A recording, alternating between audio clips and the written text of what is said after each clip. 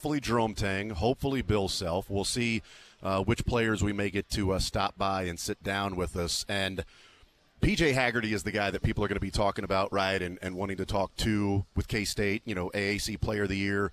He's preseason third-team All-American nationally. Essentially instant offense. But I'm not going to lie.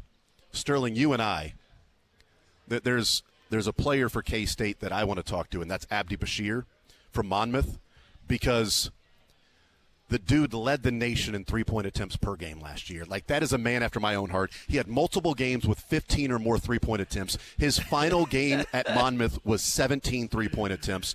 In late February, he had a game where he was 8 of 20 from behind the arc. This is a man after my own heart, and I just want to know how much of a green light he has from Jerome Tang, because he clearly had it at Monmouth. Like, what green light does he have? Because this guy is living my dream playing basketball where you just chuck and run and chuck. Run down the court, chuck it up from three. Run down the court, chuck it up from three. 332 attempts last year at Monmouth from behind the arc. That's my kind of basketball player. I think you're going to ask, too, about the Monmouth celebration, since they are known for that as well. Yeah.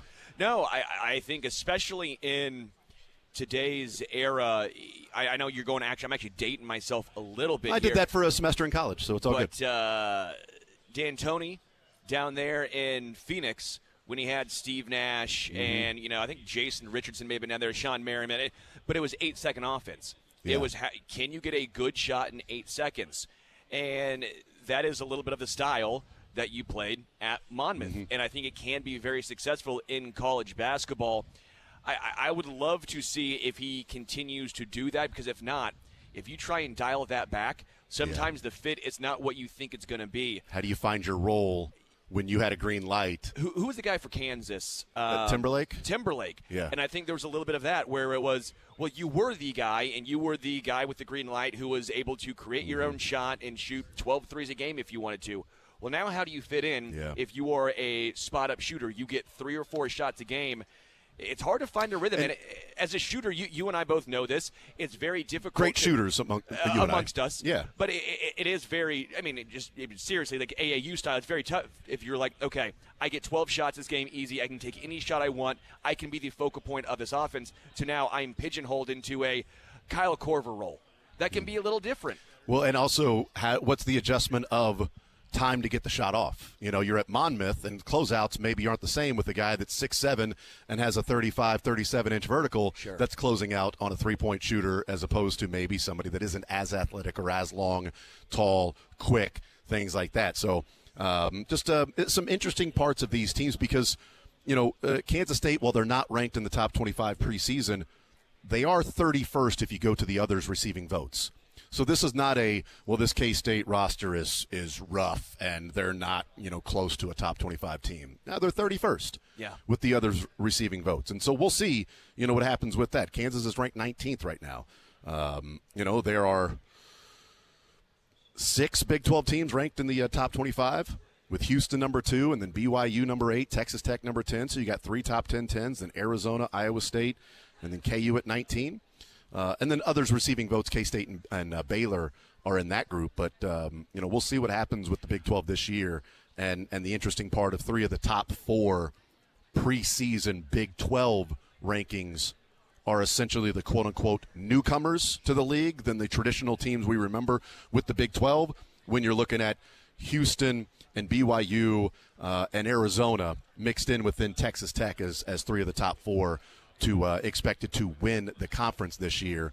They're the non-traditional Big 12 teams, and for so long, Sterling, it was Kansas and Kansas and Kansas and Kansas and a sprinkle of Texas and Kansas and a sprinkle of K-State and Kansas and a sprinkle of Iowa State and Kansas and Kansas and Kansas, and I'm talking about like tournament, right? Sure, of course. And we know every year it was KU winning the conference or tying, because sometimes they were the 2 seed in the Big 12 tournament while winning a share of the conference regular season title. But now it's Houston, BYU, Texas Tech. Arizona's joining the league. You still get an Iowa State team.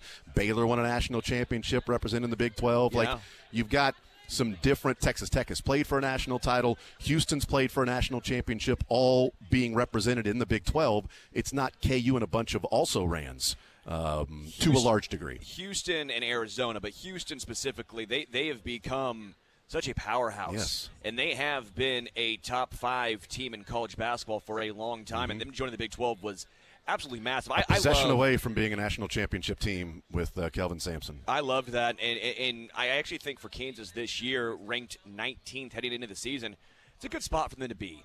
I mean, obviously they have a lot to prove from last year, but I think expectations last year sunk them. It became too much. Yeah. It became...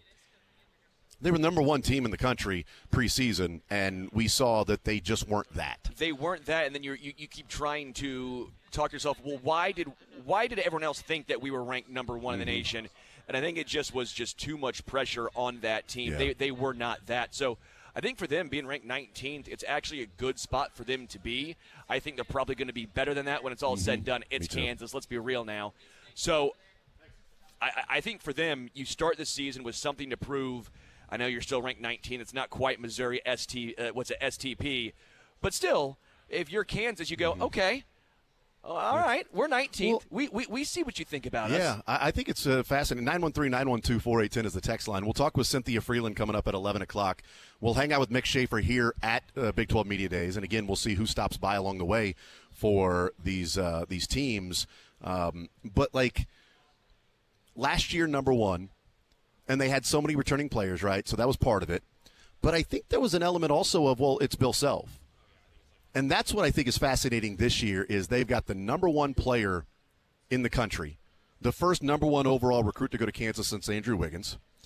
They've got Flory returning. You've got Dawson and Trey White, El Marco, hopefully is fully back from that knee injury. You've got some other, newcomers like Bryson Tiller and things like that. What I find interesting is that particular roster, not knowing how it will fit, it doesn't feel like there's a Bill Self kiss to the ranking where maybe in years past when it was just like, well, Kansas is going to be there. It's Bill Self, and they'll figure it out.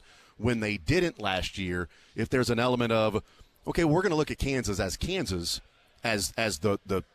players, the rotational piece, while understanding Bill Self is the coach, but he didn't make it work last year. A particular team, even with the number 1 player in the country as a freshman, even with one of the most coveted transfers to stay at Kansas in Flory Badunga, even with some shooters and some slashers and some really good, tough players, we're going to judge them sort of as it is and have maybe a little bit more in the transfer portal era of a wait and see with Bill Self. Yeah, and again, I think it's the right thing to do. I think if you're Bill Self, you're happy about it because you can at least talk to your team like you are underdogs. Again, I know it's hilarious to say underdogs, but when you're 19th and you are Kansas and you're the brand and you're Bill Self, that constitutes an underdog. Yeah. I just think it's a good spot for them to be starting into this upcoming season. And again, the Big 12 is a little bit like the SEC in football, where when you see all these ranked teams, you have chance for big-time games once a week. I mean, you have chances to really boost your resume. I know the SEC, as far as basketball, has improved, but I do think Big 12 basketball is the equivalent of SEC football. And it's the best conference. It gives you a great understanding of where your team is at. And it gives you a great chance of boosting your seed where losses don't hurt you very much, but wins, especially on the road, really, really help you. By the way, I love that we're here at T-Mobile Center. I love the court. I know some people had their thoughts about it. They still have the Big 12 court, with the Roman numerals on it. I love that court. That is one of my favorite basketball courts I have seen. And KU's picked 6th in the preseason this year in the Big 12. They finished 9th 2 years ago. They finished 6th last year. So, they've watched, newcomers come in and play and finish higher than where they are. So we'll see what ends up happening with that. 913-912-4810. I also think it's good for the league. We discussed if it was good or bad for the Big 12 when it was KU dominating on a run that we'll never see again. Like, we'll never see a team win a power conference that many years in a row like KU did. All right, that'll never happen. It's one of the craziest stretches of sports dominance that is under-discussed or underappreciated that we've seen with KU's stretch. But there was also the element of, okay, so who else is doing anything in the tournament, right? You get a Final Four with TJ Ford and at Texas. Yeah. You know, you get some runs by some other teams from time to time, but it's pretty much Kansas in the Big 12. And then Baylor came on. It was like, oh, Baylor's getting to the Elite Eight a couple of years, right? I think it's, while maybe not great for Kansas, but it's good for the league overall and the health that you have Houston playing for the title, Texas Tech playing for the title, Baylor winning the title. Arizona is, you know, a traditional power that is now, you know, in the Big 12. Texas, I mentioned Texas Tech, but, you know, Iowa State is a team that's always had a lot of respect. K-State is a team that's a solid program over the years. And so, you know, I think it's good for the health and the strength of the league, where there were clear questions about, okay, well, how good is the Big 12 that one team can dominate like that year after year after year? And while we say that, I mean, Houston's picked to win the Big 12, and this would be their third year in a row winning the Big 12 if they won it this year. Like, basketball over football is the one sport that you can transition from a lower conference to a higher conference because you just need the horses. And it's easier to get the horses quicker in college basketball than in football. You make the transition in football, it's going to be a little tougher if you're going from mid-major, non-G4 now in football, or Power 4 to Power 4. That's a tough transition. You just need more dudes. You need longer, more time to do that. Where Houston, it was like, okay, they're dominating the AAC, but how good are they? Okay, well, they've come in and won the Big 12 since they've been in the Big 12, and they're the favorites yet again to win the Big 12. Well, you saw Iowa State go from, 2 wins to 23. Otzelberger and turning things around. I mean, college basketball is the one sport where you get a couple guys and you can turn things around extremely quickly. Yeah. And again, I just applaud the Big 12. I know Utah's actually walking by right now. They've been a good addition for the Big 12 in football. But when you look at some of the teams that have been brought in just on the basketball side of things, they did a great job. When Texas and Oklahoma and Missouri and A&M left, you're sitting here going, well, what's going to happen? Well, they brought in incredible basketball schools. Again, we're talking about Houston, second in the country. Second. They are second heading into this upcoming basketball season. BYU. Yeah, you got 3 top 10 teams. Eighth. I mean, again, I've just been impressed with the rebuilding of the Big 12 that's been done. Yeah, and again, 3 top 10 teams, and only one of those was a Big 12 team that we know of, right? Or we remember, we think of with the run of Kansas, Texas Tech. Yeah.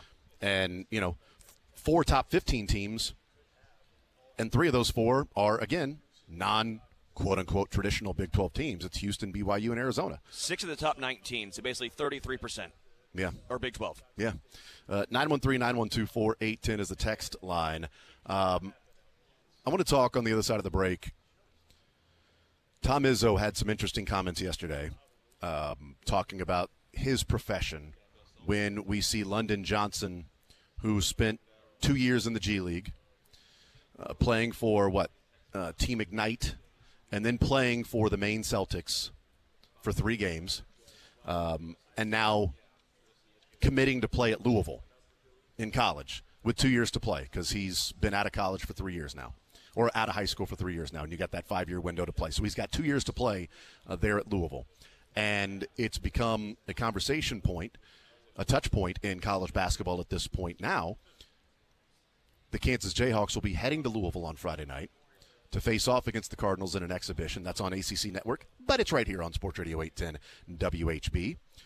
But it's been a conversation, and I want to hear from Tom Izzo, and I want to weigh in on this to where I want to compare it to something that we have accepted in college basketball, but now we are holding our own people in this country to a higher standard than we do for others, and I'll explain on the other side of the break.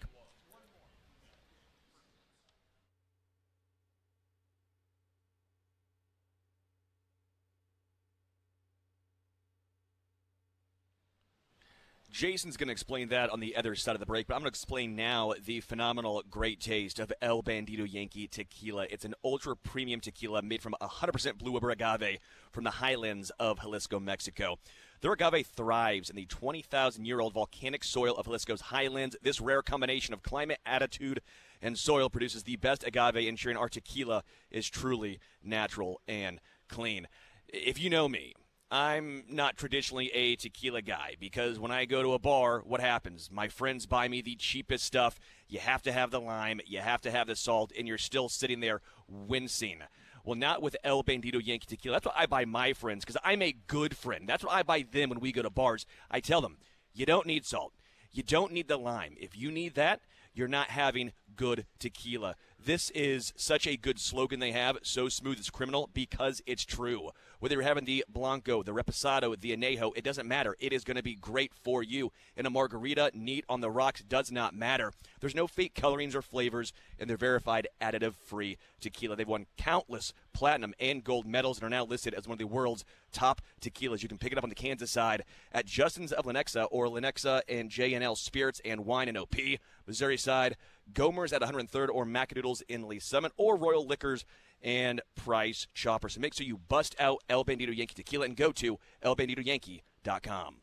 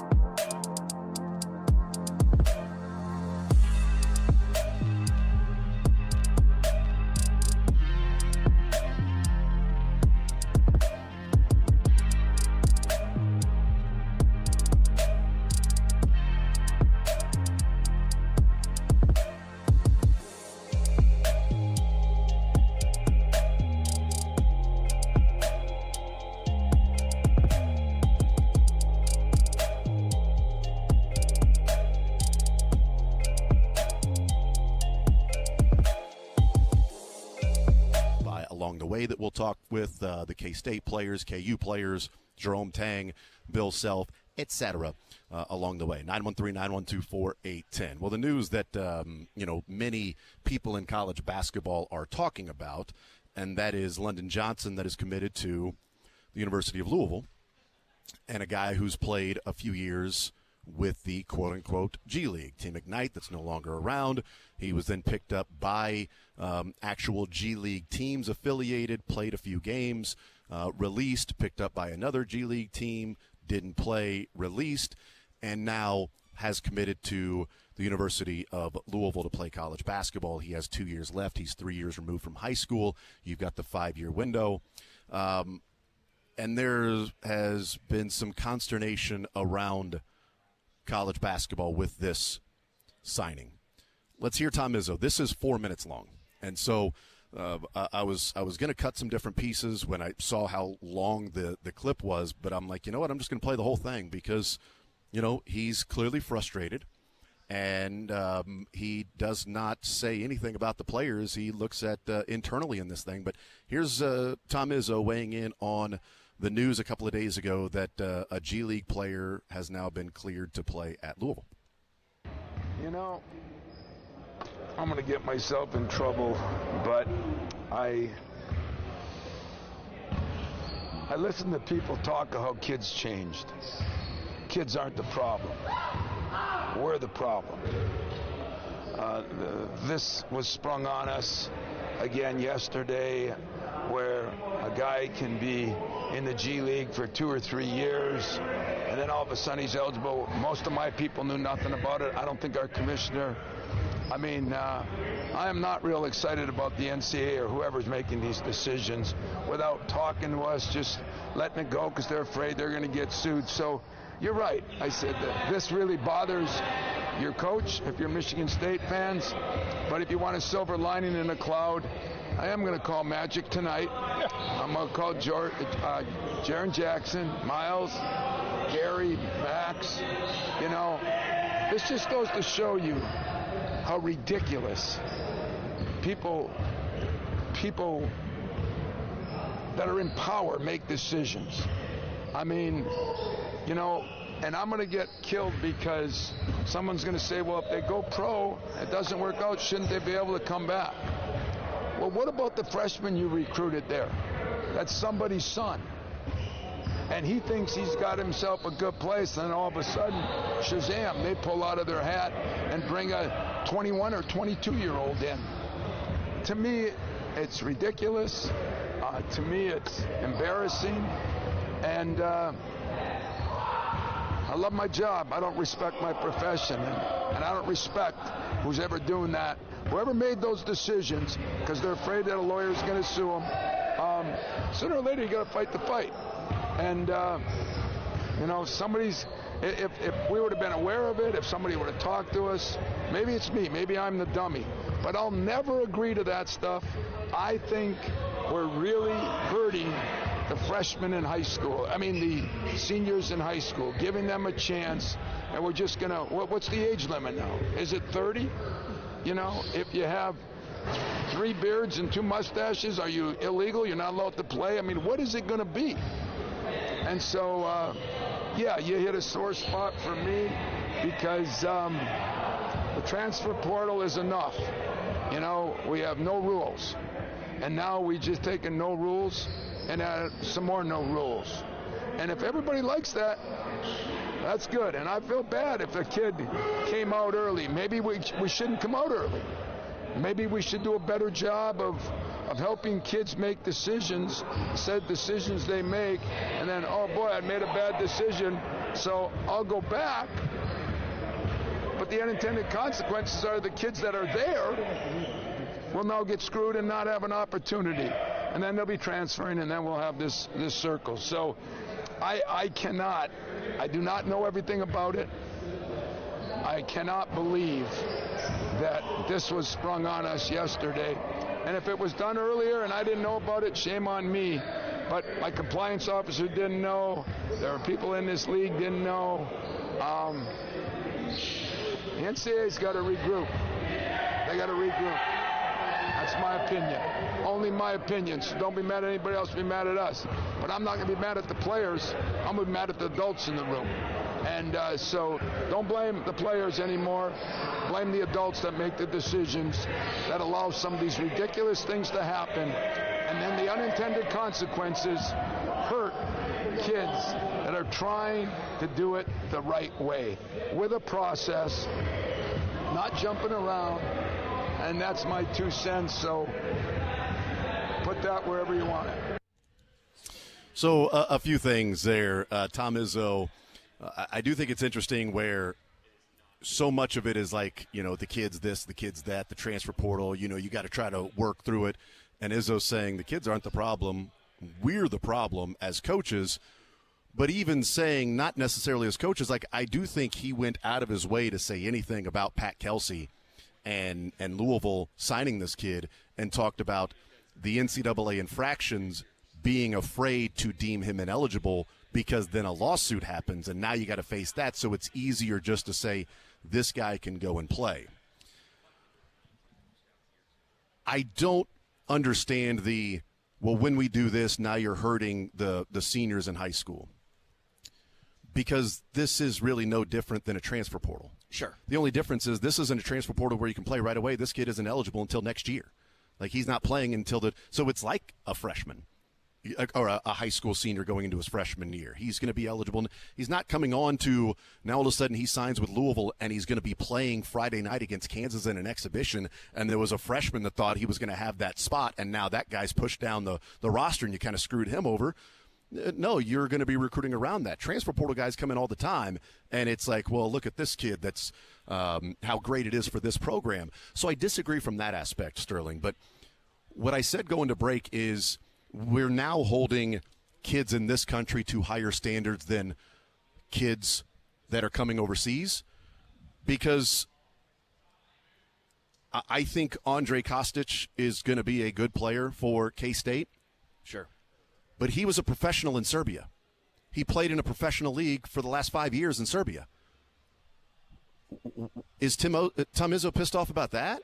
Like, is he pissed off about other players from overseas that are now the NCAA saying, you know what, it used to be Enes Kanter took $20,000 to play like 5 months of basketball in his hometown and was deemed ineligible by the NCAA. And it was like, there's no way this guy's ever going to be deemed. He's going to Kentucky, but that's dumb. He's not going to play, okay?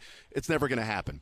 And he was deemed ineligible, and everybody was like, that's the right decision. But now that's like just brushed aside, and we're seeing these European players that were professionals coming over, and now it's a positive of like, this guy's played 3 years in this professional league, and now he's getting ready to play in the college ranks, and it's accepted.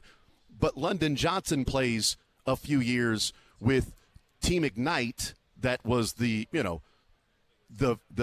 development in the G League of the instead of high school to the pros or going to college, it's a different avenue. And then being on the main Celtics for 5 minutes and playing in 3 games, and then going to the Warriors or Cavs G League affiliate for 5 minutes and then was released. That's like some affront to the college game. But other foreign players coming over that competed in professional leagues, it's just sort of like, oh, that's cool, man. Yeah, let him get an opportunity here in the United States. So, and that was obviously the same boat as you, as far as you're allowed to play overseas and international in professional leagues, but in the United States you weren't allowed to. The pushback I give is because what are the other options overseas? International, it's not like you're playing for the – because you don't have it's club or the stuff Cologne like that. Cowboys in Germany. Like, I don't think that's the – I don't know if that's a college or not, but, you're not doing that. They don't have the opportunities. So for them, I wish it was the Cologne Cowboys. That's their only real chance to play at the next level. Mm-hmm. But the NCAA has changed their course on that to where, it was 10 years ago, maybe less than that. Again, Enes Kanter and other players. Yeah, which I always thought was slightly silly because what are they supposed to do? Just sit and wait after high? I mean, because they're playing in these leagues when there's a lot of times 16. A lot of times they would be like a sophomore in high school. Like Luka Doncic's playing for like the international team at 16 years old. He's getting a ride to practice because he can't drive. It's like, what's he supposed to do? Where is he supposed to play? So international is always going to be slightly different. I understand that. I don't love this. I do slightly agree more with Izzo, and that's not me trying to be old man yells at cloud, but you knew in the United States, that was the rule, and that still should be the rule. I do think the NCAA, to an extent, is sitting here going, we don't want to get sued. Mm-hmm. I think he's right in that instance, that he knows that all of a sudden, okay, well, these players are going to start suing us and they can't play. They chose to go to the G League. They had a chance to go and play college basketball. They made that decision. And it wasn't just a 1 year. Maybe you have a 1 year grace period. Maybe you go to the G League for 1 year and it doesn't work out. Who knows? Maybe Czech Diallo would have came back to Kansas if that was the case instead of trying to go. But he eventually, I think, made it to the NBA and played a little bit. Point remains, it was 3 years in the G League? Yeah, 2 years with the Ignite, and then about maybe 3 weeks total with an affiliated G League. Because to me, where does it end? And I think this is going to be, I think, a fairly rare case, right? I think we are talking relatively rare cases here. But if you are going to find out, hey, I'm probably not an NBA guy, but I still want to keep playing, you might end up doing this and going back to college where NIL, you might be getting paid more money to go back and play in college than you are getting paid in the G League. Well, and the one part with Tom Izzo that I think is an indictment maybe on his staff is when he says this was sprung on us yesterday. I mean, if this was something that was out there, then clearly we missed the boat. Well, September 23rd, Thierry Darlin committed to Santa Clara. Yeah. And he was a G League player. He was ruled eligible by the NCAA. So on September 23rd, when the NCAA gave their decision that this guy can play college basketball, wouldn't your compliance office and people around you go, hey, let's meet? This guy is now eligible. What does that mean for other G League players? Should we reach out to the NCAA compliance office? Can we start to recruit G League players? Let's reach out. Maybe there are G League players that want to, sit out the rest of the year and not play this season and then be, a freshman or, a college kid next year. Like a junior almost. Yeah, right. Yeah. But in 2 years or three, or maybe it's only 1 year that they played and it was unaffiliated to a degree. Like once that happened a month ago, because it was a sidebar that we're like, oh, that happened. I viewed it more as, and this is where a deeper dive by the colleges and their compliance staff should have been done. I viewed it that he was deemed eligible. Thierry Darlin was deemed eligible because he came through the NBA Academy Africa program. And so a guy who's from, the Central African Republic comes over to the United States as part of that program and then plays on Team Ignite, that I thought, well, maybe their exception is that. Sure. That, okay, they're okay. Like if he were to play with a G League team in Africa, a G League level team in Africa, well, they would have deemed him eligible. It was just like playing in Serbia or Turkey or some of these other players So I thought there was that technicality that they viewed that as, that's kind of like his version of what would be a professional league as a 17, 18, 19-year-old there in Africa. But it's our Africa to the NBA Academy that we're developing here. So if we're developing that, well, then we should work with the NCAA, and maybe he wants to go and play college ball. And if he's playing at Santa Clara, he clearly isn't ready to play in the G League or the NBA, whereas London Johnson is going to Louisville, right? So a little bit, and a top 10 team this year, and a guy who's apparently a pretty good recruiter. But when that happened, I think at that point, it should raise the antennas of the rest of college basketball to go, now we need to explore this, and not Tom Izzo going, this was thrown on us yesterday. We just found out about this yesterday. No, a month ago, a G League player committed to play at Santa Clara. I mean, again, I don't like it, but I will also say, as a Mizzou alum, I sure hope that Dennis Gates is exploring this. Yeah, every team should be. I mean, you should. You should be exploring this if you are a head coach in college basketball, even if you don't like it. If these are the rules, these are the rules. I do think there can be some unintended consequences with some of the young guys because NIL money. I mean, these guys who are in the G League, if they can get paid more money. London Johnson's going to make more money at Louisville than he did with the G League. That's my point. Yeah. So guys might say, hey, I'll go back to college and make more money. Well, then that's less money for some of the incoming freshmen. Well, and this is where what I would wonder is maybe there's with COVID, they gave you an extra year of eligibility. Sure. Whether you were a freshman, you were going to play or not, you still got that extra year to use it during COVID. Maybe this is a window where the NCAA is saying we're going to grant immunity to a degree, for lack of a better term, for the players that entered the G League before NIL and they could have made money in college, that their decision was, I'm going to go to the G League and make a little money instead of going to college. Sure. That, okay, this was a 2-year, 3-year window where Thierry Darlin and London Johnson and maybe somebody else, that they didn't have the NIL opportunity when they came out. And so their route was they wanted to make money, whatever their circumstance was, Sure. that's the route they wanted to go. But now, if you choose G League or to go to the NBA, you know you're passing up on NIL opportunities at the college game where you can make more money. I think now moving forward, it'd be difficult for you to say, okay, this kid played 2 years in the G League, now let's grant him eligibility. I think the NCAA has loosened their restrictions on amateurism with the advent of NIL and things like that. And I do wonder if this is sort of a small window Sure. that the NCAA has said, this kid came out 3 years ago. NIL wasn't this. He went to the G League. It hasn't worked out. We are going to allow him because he didn't really make that much money while he was there. And these kids in college are making way more money over the last 3 years than he did, and he would have if he played college ball.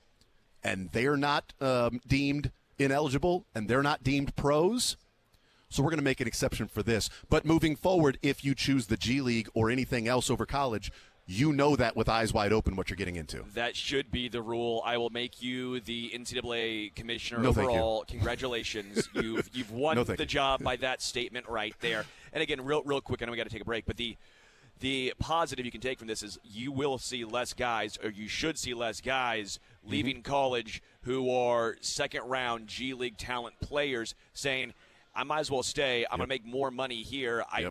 I need to make money for my family, whatever your circumstance might be. Now they might actually stay in college longer, at least 1 more year, 2 more years. It's good because for college basketball. Why wouldn't you? So that is a positive consequence from this. The issue is it might not just be with your team. They might just hop in the portal and join a different team, but at least you're still playing college basketball. Yeah. We'll take a timeout. We're hanging out at Big 12 Media Days. Cynthia Freeland comes up at 11 o'clock. Mick Schaefer will join us at 1 o'clock here on set at Big 12 Media Days T-Mobile Center. We'll take a timeout, come back, continue rolling more zone next.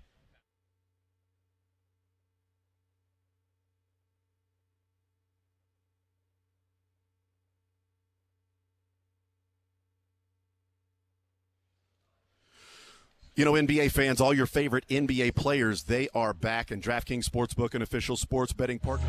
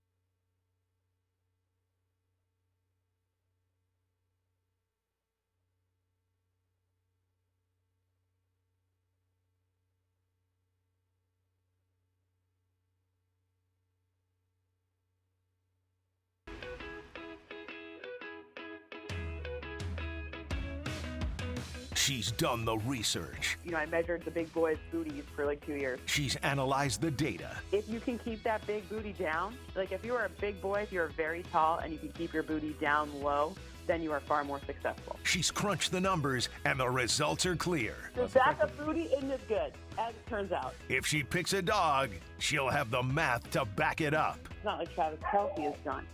My dog is very excited about this, just so you know. It's Cynthia Freeland of NFL Network. Now in the zone with Jason Anderson on Sports Radio 810 WHB. All right, we'll continue right here on Sports Radio 810 WHB. Jason Anderson with you. Sterling Holmes, Michael D'Arcy hanging out in the zone. We are at T-Mobile Center. Big 12 Basketball Media Day going on today. We will hopefully get an opportunity to talk with Jerome Tang and Bill Self and a number of the players that are represented here with KU and K-State.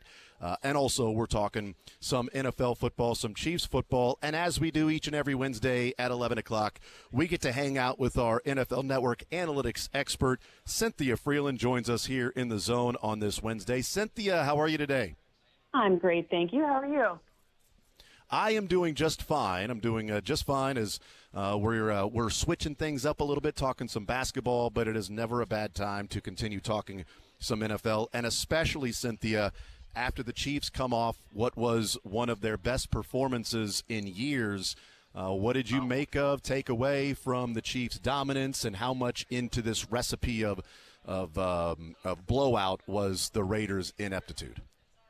Well, first of all, no matter what, it's very hard to completely shut out a team. There aren't that many shutouts for a lot of reasons. Number one, not the least of which is people stop playing a different type of defense, and you're putting in your secondary players. You're not starting your starters, so it's very hard to not even allow a field goal at some point, right? Especially with the legs on kickers these days. So that's number one. So no matter what, that's like incredibly impressive.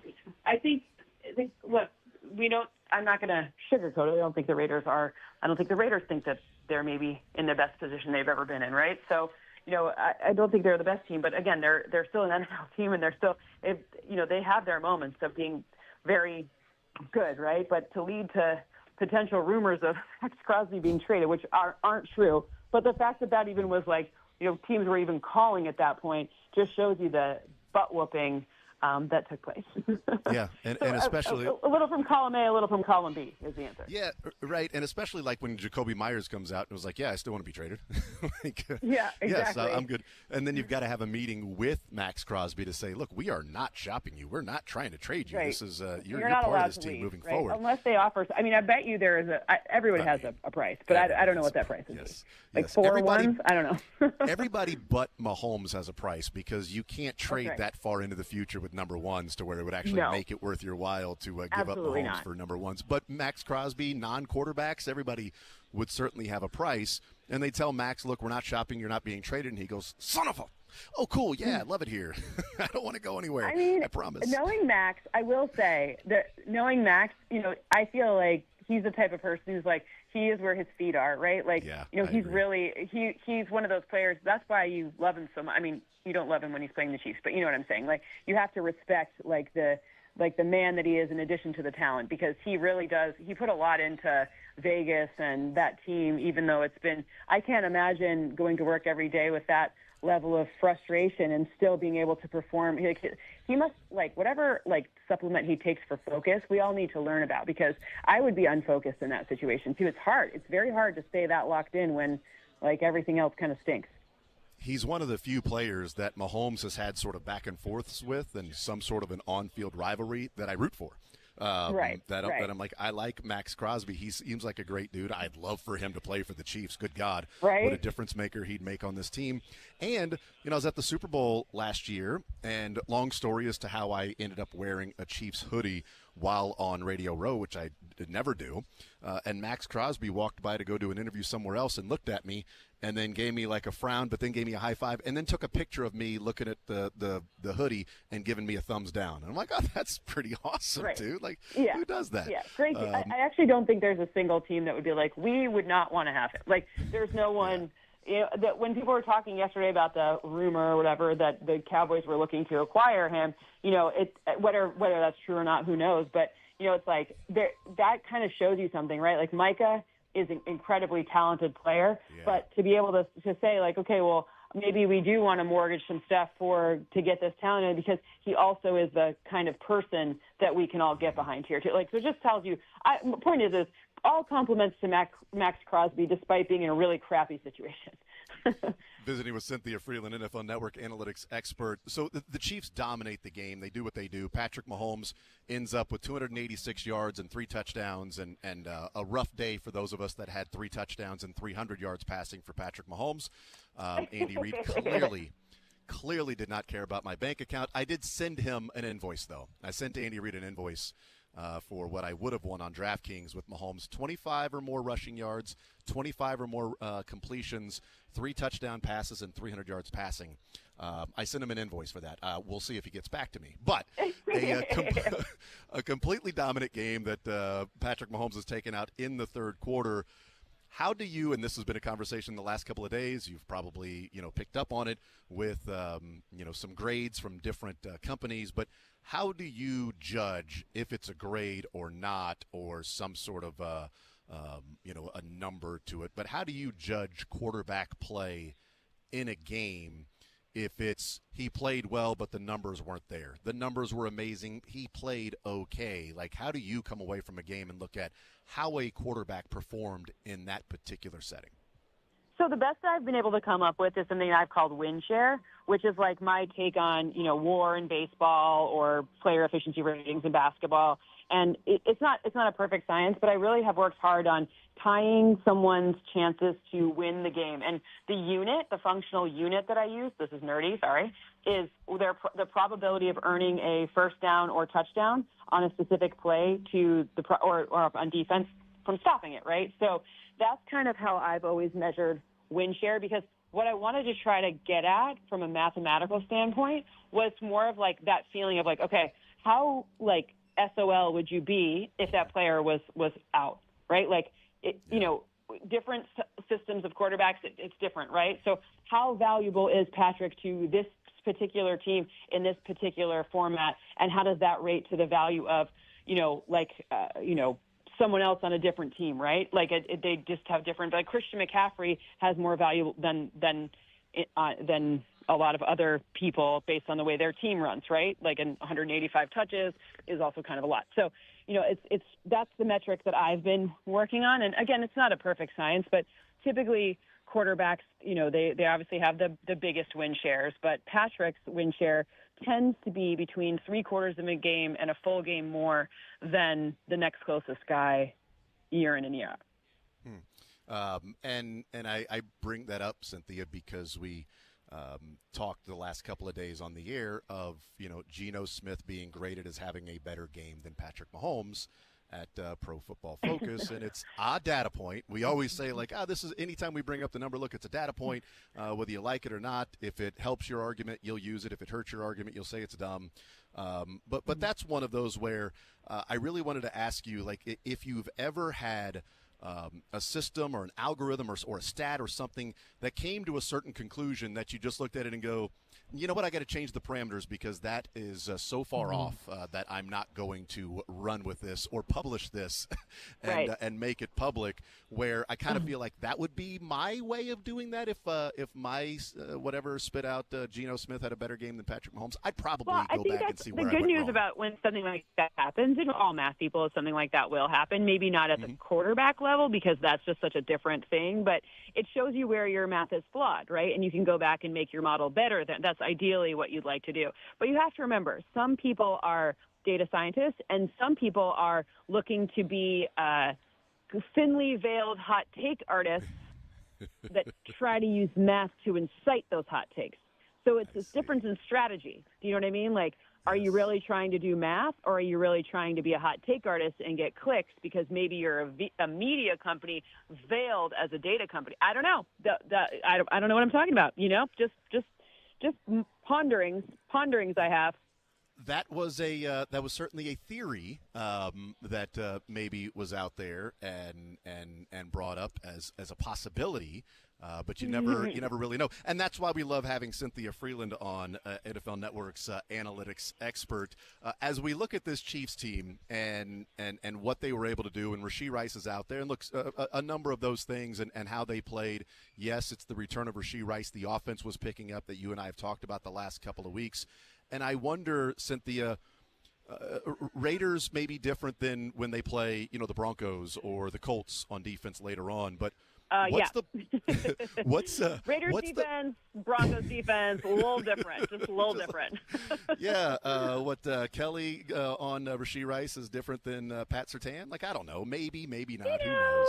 Whatever. We'll find out. Only way to know is if we see it happen, Cynthia. That's we can't right. just project. That's why they play the game. But what poison, do you pick on defense if now with Rashee Rice back, and if you say, we're going to play man-to-man, and there's Rashee Rice, Xavier Worthy, Hollywood Brown, Travis Kelce, and it's like, well, you know what, we can't play man-to-man if we get beat or, a quick slant, and now he's in the open field, whoever it might be, or do you play zone where so often in that game, Cynthia, I thought it was brilliant because it's Andy Reid and those guys, but Rashee Rice and Travis Kelce were on opposite sides of the line of scrimmage when they went up against zone.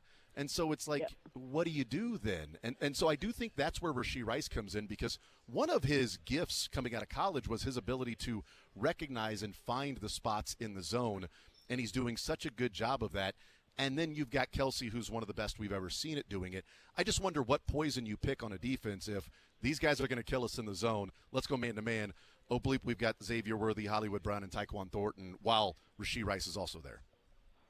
Well, I think that the poison you pick is something that you alternate, right? Like, I don't think in the same way when you have a very multiple defense, like we all like to go with like the Belichick adage of like, take away your best thing.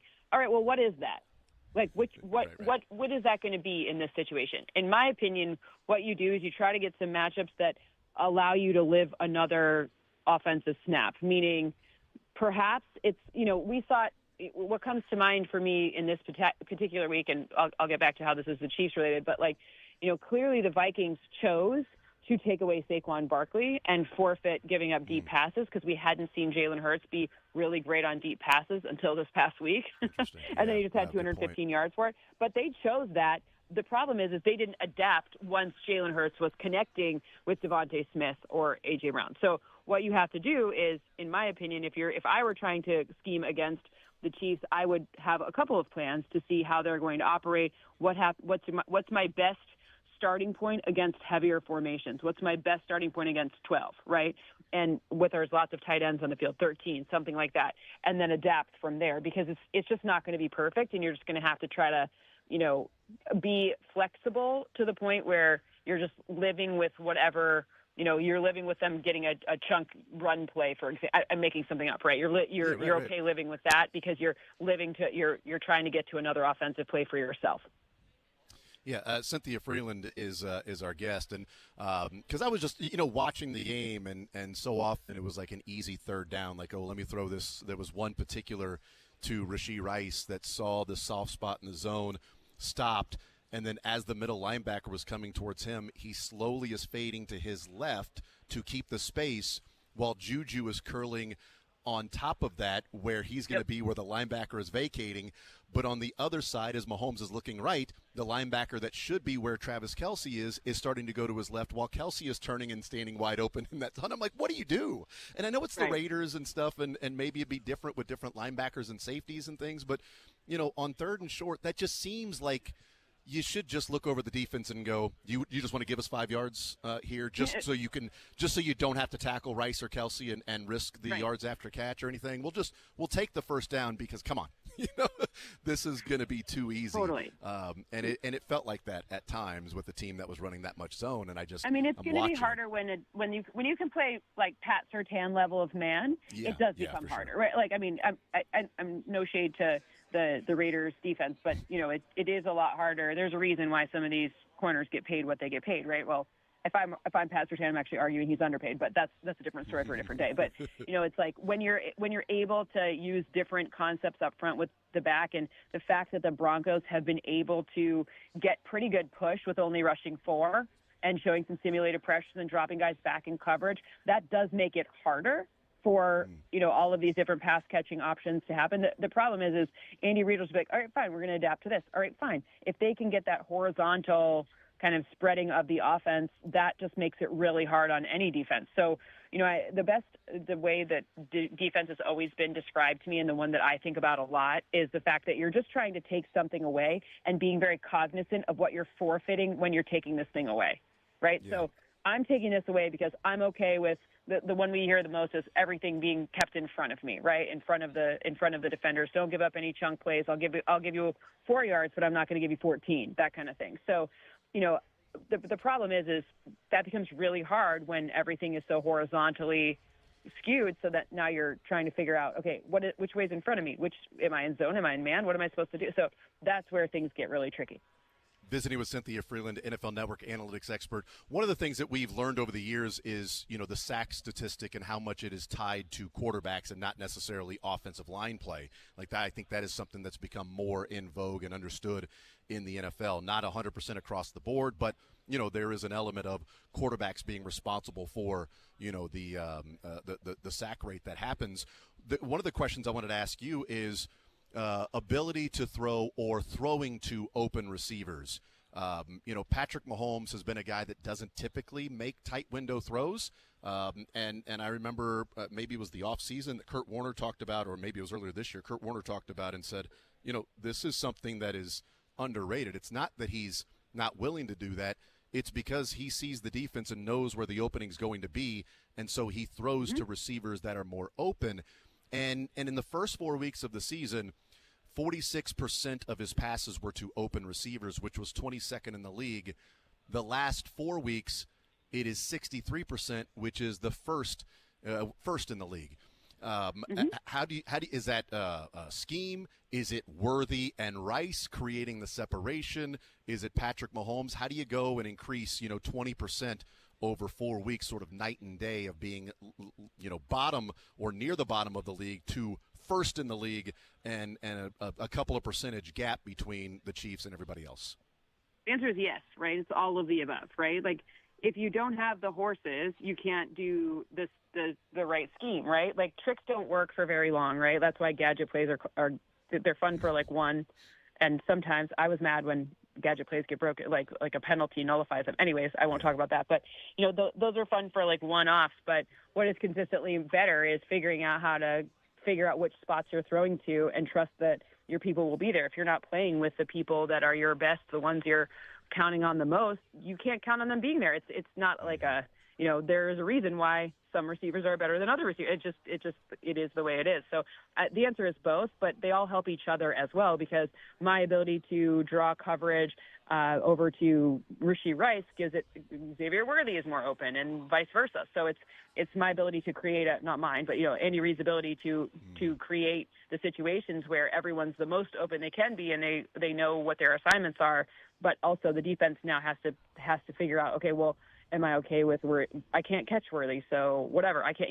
This is what am I doing here? Visiting with Cynthia Freeland, NFL Network analytics expert, and it's why I just this offense. There's so much excitement and optimism around it moving forward. Yeah. And, they talked about on the sideline how much fun they were having, and just the different feel. And it's easy to have fun when you're beating a team like that. And the EPA per play in a game, that's the highest since that Bears game a couple of years ago. Also known as the first game Taylor Swift went to. That was a big party that they had in that one. But also, like, we're seeing the open receivers that Mahomes is throwing to, that is then coupled with the lowest percentage of quick pressures on true drop back passes. It's just 6%. That's an O-line stat. The quick pressures is an O-line stat. Yes. The sacks is not. I mean, it's a for sure. It can be, but it's quick sacks are on the O-line, but not quick pressures. But I think that there's when I combine that with looking at how long he's been holding the ball, which is well above league average, like that to me just says, okay, the offensive line is playing well, which is what our eyes say, but the stats are saying, no, the offensive line's playing really well for this Chiefs team. Yeah, I mean, a lot of scheme has to do with it, too. So part of that, I would argue, is like the 12th player on the field, so the coaching staff figuring out what's going to set their guys up for success, because there have been moments where the O-line has not looked necessarily great, but it's working together now, which is the thing that matters more. Like the enough concept is what I really focus on, right? Is it good enough? Is it better than good enough? Like what if I'm able to hold on to the ball an extra second, then I can get my receivers open. So is it how long do we really need? Because there's surplus. You don't need surplus. You just need enough. Visiting with Cynthia Freeland, NFL Network analytics expert. I was looking at the schedule moving forward, and it's funny how it's sort of changed back and forth of how we viewed this schedule where, after the Chargers game, and it's like, okay, well, now look at the rest of the season, and the Chargers are good, and the Commanders are good, and, you got the Texans at home, and hey, the Colts are looking really good, and all of these things, and then it's like, okay, so the Lions come into town, the Ravens come into town, you take care of them. As I'm looking at the rest of the schedule, it's sort of ebbed and flowed the other way. But as we're talking offense, looking at the rest of the season, where are the defenses that, will be able to limit or slow down to a degree this Chiefs offense? Because they have the Commanders Monday, Bills a week from Sunday, then the Broncos-Colts. That's going to be an interesting back-to-back week. Cowboys, Texans, Chargers, Titans, Broncos again, then Raiders. Like, am I wrong to say there are like three defenses left that you would look at and go, okay, they would have some sort of a degree to game plan, scheme, personnel to slow down to a degree this Chiefs offense? Do you mean 3 games or 3 defenses? Because the Broncos twice is the same defense. Three games. Broncos, and Colts. Yes, 3 games. Yeah. No, but that's why this year in the league, if your defense is good, you have an advantage because when you see pendulum swing offense to defense, this year there's not a lot of great defenses, and I would argue, if the Colts can get their secondary, like they were missing pieces, and they looked really great against the Chargers missing pieces, but I don't know if they can pull it back together. Remember they had a guy retire, so let's go with 2 because the Broncos are very legit. But let's go with 2.75. I like that, and that's such the math answer from Cynthia. That is just perfectly math from Cynthia. I'm not going to say 3, but definitely the Broncos. So the Colts will give them 75% of that particular defense. 2.75 is the answer that we go with. What do you think of this Commanders team Monday night? I guess it doesn't look like Jaden Daniels is going to play. Defensively, they are bereft of stars that are there or difference makers. What are you seeing and thinking about a Monday night matchup with the Chiefs and Commanders? Well, until I know who's playing for the Commander, in general, who's catching the passes, do I think there'll be some trick play to Zach Ertz? Absolutely. Do I think that but I don't know what I'm looking at. I don't know what I looked at in that Cowboys game. I thought that until I thought Deebo Samuel at least had a chance to go. When both of them are out, it just looks way different. The attrition's hard, right? The way that their defense works with Bobby Wagner and Frankie Louvu and all the ways that they're kind of trying to defend the run even, it's just hard. They just have so much. Again, I'm not really sure who's playing. So once we know who's playing, then I'll tell you how I feel. But I think it's going to be a nice day for the Chiefs. Do I think a shutout? No, because I think shutouts are really hard to do. But I think a very strong win for the Chiefs. Yeah, I feel so much less confident about placing the totals on Patrick Mahomes' yards because if he gets taken out of the game, then what? That's a good thing. It's great. It's great if he gets taken out of the game. That's a very for positive reasons because I don't want to see anything that I would like to keep the trick play all of the stuff that they need to make it really deep in the playoffs. Let's just not see any of it. Put in Minshew and do some weird stuff. Let's get weird. Let's make it weird. You know what? And boy, that would have been a fun one. Although now that I know the 300 yards didn't hit, I was happy that the penalty happened because then it did create Mahomes' second touchdown pass. And I'm like, yes, there you go. I want that one, not Minshew's touchdown pass. Dang it! But I do find it interesting. I wonder now if they play off the Mahomes "this bleep never bleeping works." And then they run the play. If it's this bleep never bleeping works, and now I'll get back under the huddle and then hard count a couple times and maybe draw them off sides at that point. Play off one. Or now they got to worry about that. Now they got to worry about the hard count. They are going to run the football. It's all time on task, as you would say, Cynthia. Absolutely. Yeah. No. I said there's a delicate balance between getting the right time on task, but also not showing too much of your hand. And we're now at the showing your hand bit of the season, right? Like, let's not have to get into any real barn burners right now or to like think their way through it. Like, let's have some nice, solid wins that look good, so that the confidence gets there. Like, I would love to know the psychology metrics, and I don't know how you would ever measure this, but the psychology of like, when is it better to have like some easier wins, and when's it better to have some like harder fought wins? Because I do believe there's some blend of both. That's like the optimal configuration to get you ready for the playoffs. But I don't know what that break point is. But right now, just based on how I feel like an easier win's the better pass. Awesome. Cynthia Freeland, NFL Network analytics expert, and most of the wins for the Chiefs the last couple of years haven't been easy wins, even if it's that's what I'm saying. Like, but... just some easy ones under the belt. Maybe if you were a team that has not had any adversity, getting through some adversity is good. But right now, I think just like do some, cover the dang spread for a little while. Visiting with Cynthia Freeland, NFL Network analytics expert. Cynthia, thank you so much for the time. As always, enjoy the football, and we will talk next week, getting ready for Chiefs and Bills. Sounds good. Have a great one. Absolutely. You too. There's Cynthia Freeland, NFL Network analytics expert, joining us here in the zone. We will take a timeout, come back, continue rolling, and we'll get a little bit back into some college basketball if we have some guests stopping by, but also plenty of things that I want to talk about from points we brought up with Cynthia there. That show just how dominant the Chiefs' offense has been. And I think there's a connection of two specific players that we can get into and talk about from that perspective. We'll take a timeout, come back. We'll continue rolling more zone right after this.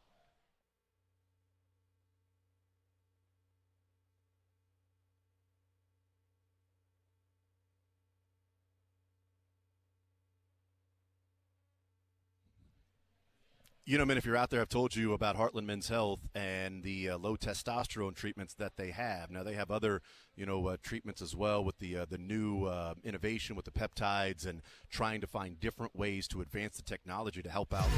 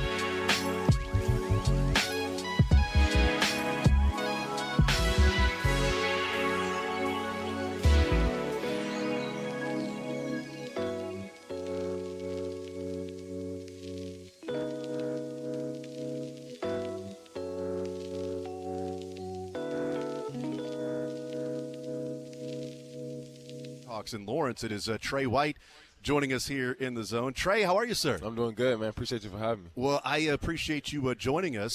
So you just got off the was it a bus? Was it a shuttle? Was it a car? Did you guys come here? Sprinter van. Sprinter van. Yeah, so you just get off there, you come into the arena, and now you're doing interviews. I mean, that's pretty quick turnaround, for right? Sure, super quick turnaround. Yeah, you liking it? I mean, I say so far, but this experience of being and representing KU here. Yeah, man, it's amazing. First of all, blessing to represent our school, but just to see the amount of time that's getting spent into this day, it's pretty amazing. I didn't even get to see everything yet, but it looks nice. So take me back to the recruiting process for you and the decision to enter the transfer portal and go from Illinois to Kansas, and what that was like, and how KU and Bill Self sort of separated themselves for you to decide to go there. For sure. For me, I would say this is like a full circle kind of moment for me because, I was committed to Kansas my freshman year of high school. So when I entered the portal again, and they were one of the first schools to hit me up with the same type of feeling, same emotion for me, and then with the winning history behind it, it was a no-brainer for me. So definitely easy choice. What was it your freshman year that you committed? I mean, was it what was it about then and then decommitting? That whole decision. Just because I'm from the South, so just growing up, hearing all the noise that Kansas makes, you can't really not hear it being in the South. So definitely that was a huge factor for me. And then, just wanting to lock in early to a school that I've always been a super fan of. That was kind of, my vision for that. So, and then, just being a young kid and then having more schools and just being like that. So my pops was really just kind of like, let's kind of wait, open your recruitment. I'm like, that's cool. I was younger, he was letting him handle it. But, full circle moment when it's time to, make that decision. And they showed the same amount of love. I felt great about it. How much is that for you as a player? This is fourth school in 4 years.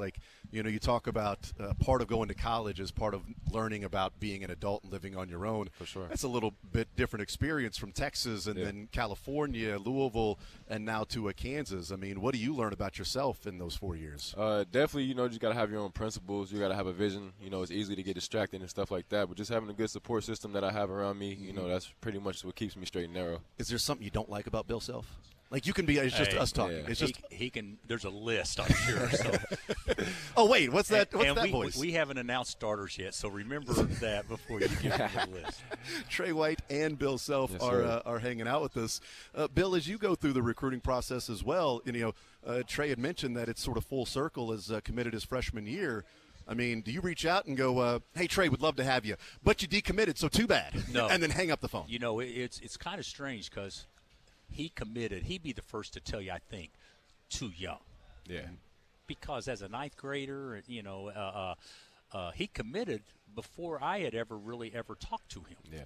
Oh, wow. So it was emotional. Would you agree, Trey, emotional? Yeah, I was super young. Yeah, and so then he goes on, and then I go see him at Prolific when we had signed somebody else, and I'm like, oh, God. I wish we had, and it was too late because he had already signed with USC at the time. Yeah. And then obviously some changes occur in the world we live in is different, and it has come full circle. But there's a lot of people that knock the portal, and granted, I'm not the biggest fan of it in many ways, but the fact that I get to coach a kid or a young man that has been in 3 different programs, all under good coaches, and has learned different things and can come to our place and be the mature guy, so to speak, because I think he would agree with me that he probably is more so than anybody else, not just from an age standpoint, but from a experience standpoint. So it's been a real treat. Do you find that as Bill Self and Trey White are hanging out with us, do you find that as, dislike the portal, whatever it might be, that is one of those positives that when you get a player in, they've been around different systems. Can they adapt quicker to the system or understand what roles may be at the college game? I think it's a crapshoot. I think some can.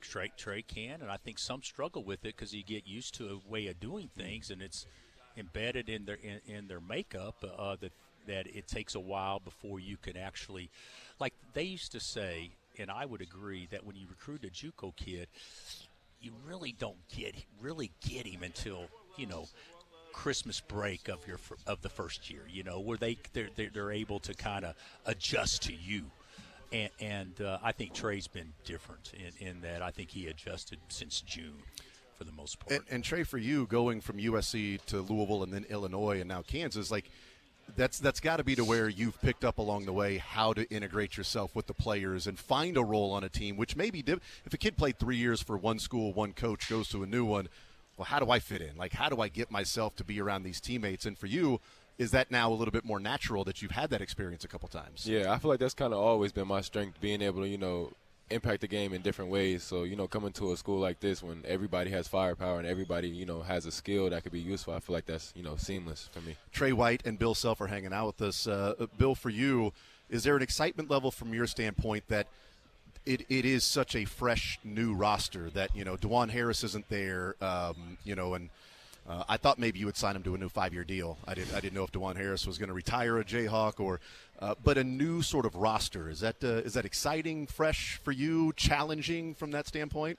Every time that we've had somebody graduate, it's like, well, we're going to miss them or this or that. And it's always true, you miss them. But there's always a new crew coming in that you end up feeling the same way about the new crew as you did the exiting crew. DeJuan and KJ and Hunter have put their stamp on our place. I mean, there's nothing that can take that away from any of those, especially KJ and Juan, because they actually cut down nets on a Monday. So nobody can take that from them, but it's somebody else's turn. I see. It is, and I hate to say this, but when Trey leaves, it'll be somebody else's turn. So I'm excited about it. I don't like our team quite as much today as I did yesterday morning, because yesterday's practice. What for you, Trey? You agree with that? Yeah, I agree. But I do love this team because they like each other and they're coachable, and they fight me only in a way that's competitive. In what way? What does that mean? Well, they're just like, hey, if you can't do this, you can't play. Well, I'll show you what I can do. It's more that rather than I'm not buying into what's being said. It's more like I'll show you. You say that, but I'll show you. So it's been a fun group, and are we great at anything? I don't know. We got to find an identity that we can hang our hat on. I think Trey would agree with that. But this team can do a lot of things. Yeah. I mean, we got some depth. We got some size. We can play small. We've got a great player, and everybody knows that he's a really good player, and the guys recognize that, and they can play off of him, and vice versa. And then I think we can stretch it better than what we have been able to in the past, which has been obviously an issue for us the last couple of years. So I'm excited about this group. Trey, what do you see from Darren when you watch him play? I feel like he's super mature for his age. Being 18, but be able to play with pace and, play with, high-flying guys and shooters and, be able to still be aggressive at the same time. I feel like he's picking it up pretty fast. So just me being an older guy, just trying to give him, some of the things I learned over my college career, but he's picking it up pretty fast. So I'm excited to see what we all do together. Has there been something that you've maybe been surprised by or learned from him that he's been around the team and practicing now that maybe you're like, this is maybe better than what we thought? His ability to play and just sort of fit in with the team and still be a stud, maybe number one pick. I think, see what Trey thinks about this. I think he actually scores the ball better than what I probably thought he would right out of the chute. From a negative standpoint, I think he can defer too much and not be aggressive. Interesting. Because Trey's got to get his involvement, and Flory's got to be involved, and all that stuff. I still think we're searching for that sweet spot. Trey, I don't know if you agree with me, where, hey, when you make plays, it benefits everybody. And all these other guys benefit from that, as opposed to maybe deferring, not taking that, I want to dominate every possession all the time.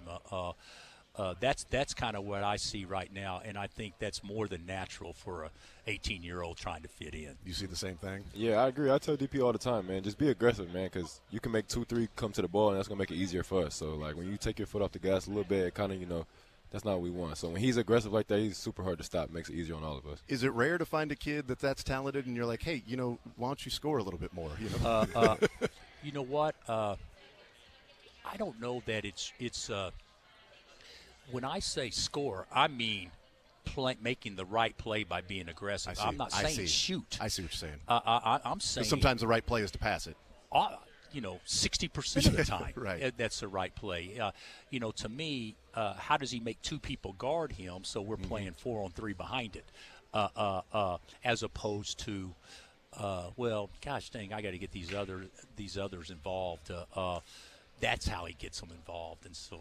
It's a learning process for everybody. I know you said you're trying to find the identity, but do you expect it to maybe be a more free-flowing sort of up-and-down game if you've got Counsell and Trey and obviously Darren that can all handle the ball and do different things in the open floor? Would there be a little more structure as the season goes along? How do you think you'll see this team and the talent and the way it's fitting together? The way I think what's hard to guard come late February and March is players that have us play within a system, but the players are the one making plays as opposed to drawing up plays. Yeah. I think you got to have crutches.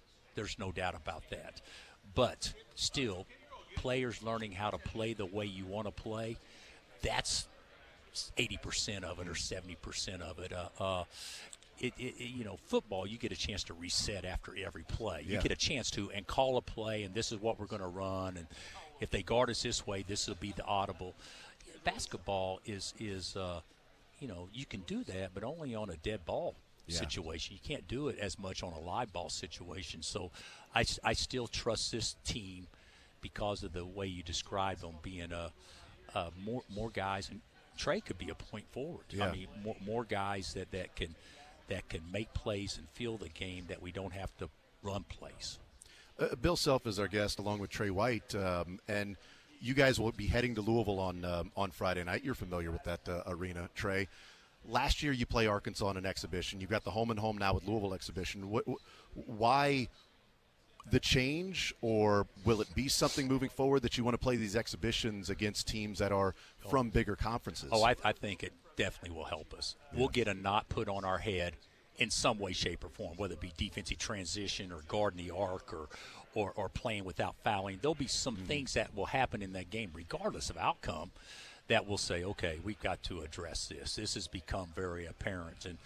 And we had a director of officials come in and talk to us the other day, and the things that we do in practice aren't going to be allowed to get by with it. I mean, there's so many good things that come out of it that sometimes a score camouflages what you really need to address. So, whether or not we're ready to play the game, we're ready to go out there and compete. But do we have everything in? Is this a team that will be going to North Carolina in 2 weeks? God, no, I hope not. Yeah. But I do think it'll be exciting to see how the guys react with the lights on and understand when we say talk loud, talk early, how we don't communicate, and then get 18,000 people in a building. Right. And see, okay, now you know why this is important, that kind of stuff. Yeah, 18,000 people, a top 10 team that you'll be visiting. Trey, are you looking forward to that Friday night? Yeah, for sure. Revisiting Louisville, where you spent a year playing basketball? Yeah, definitely looking forward to that. But really more looking forward to, getting off to a good start for the beginning of the season, so just to keep us going. Bill Self, Trey White, our guest. Bill, I wanted to ask you about your schedule that you've put together.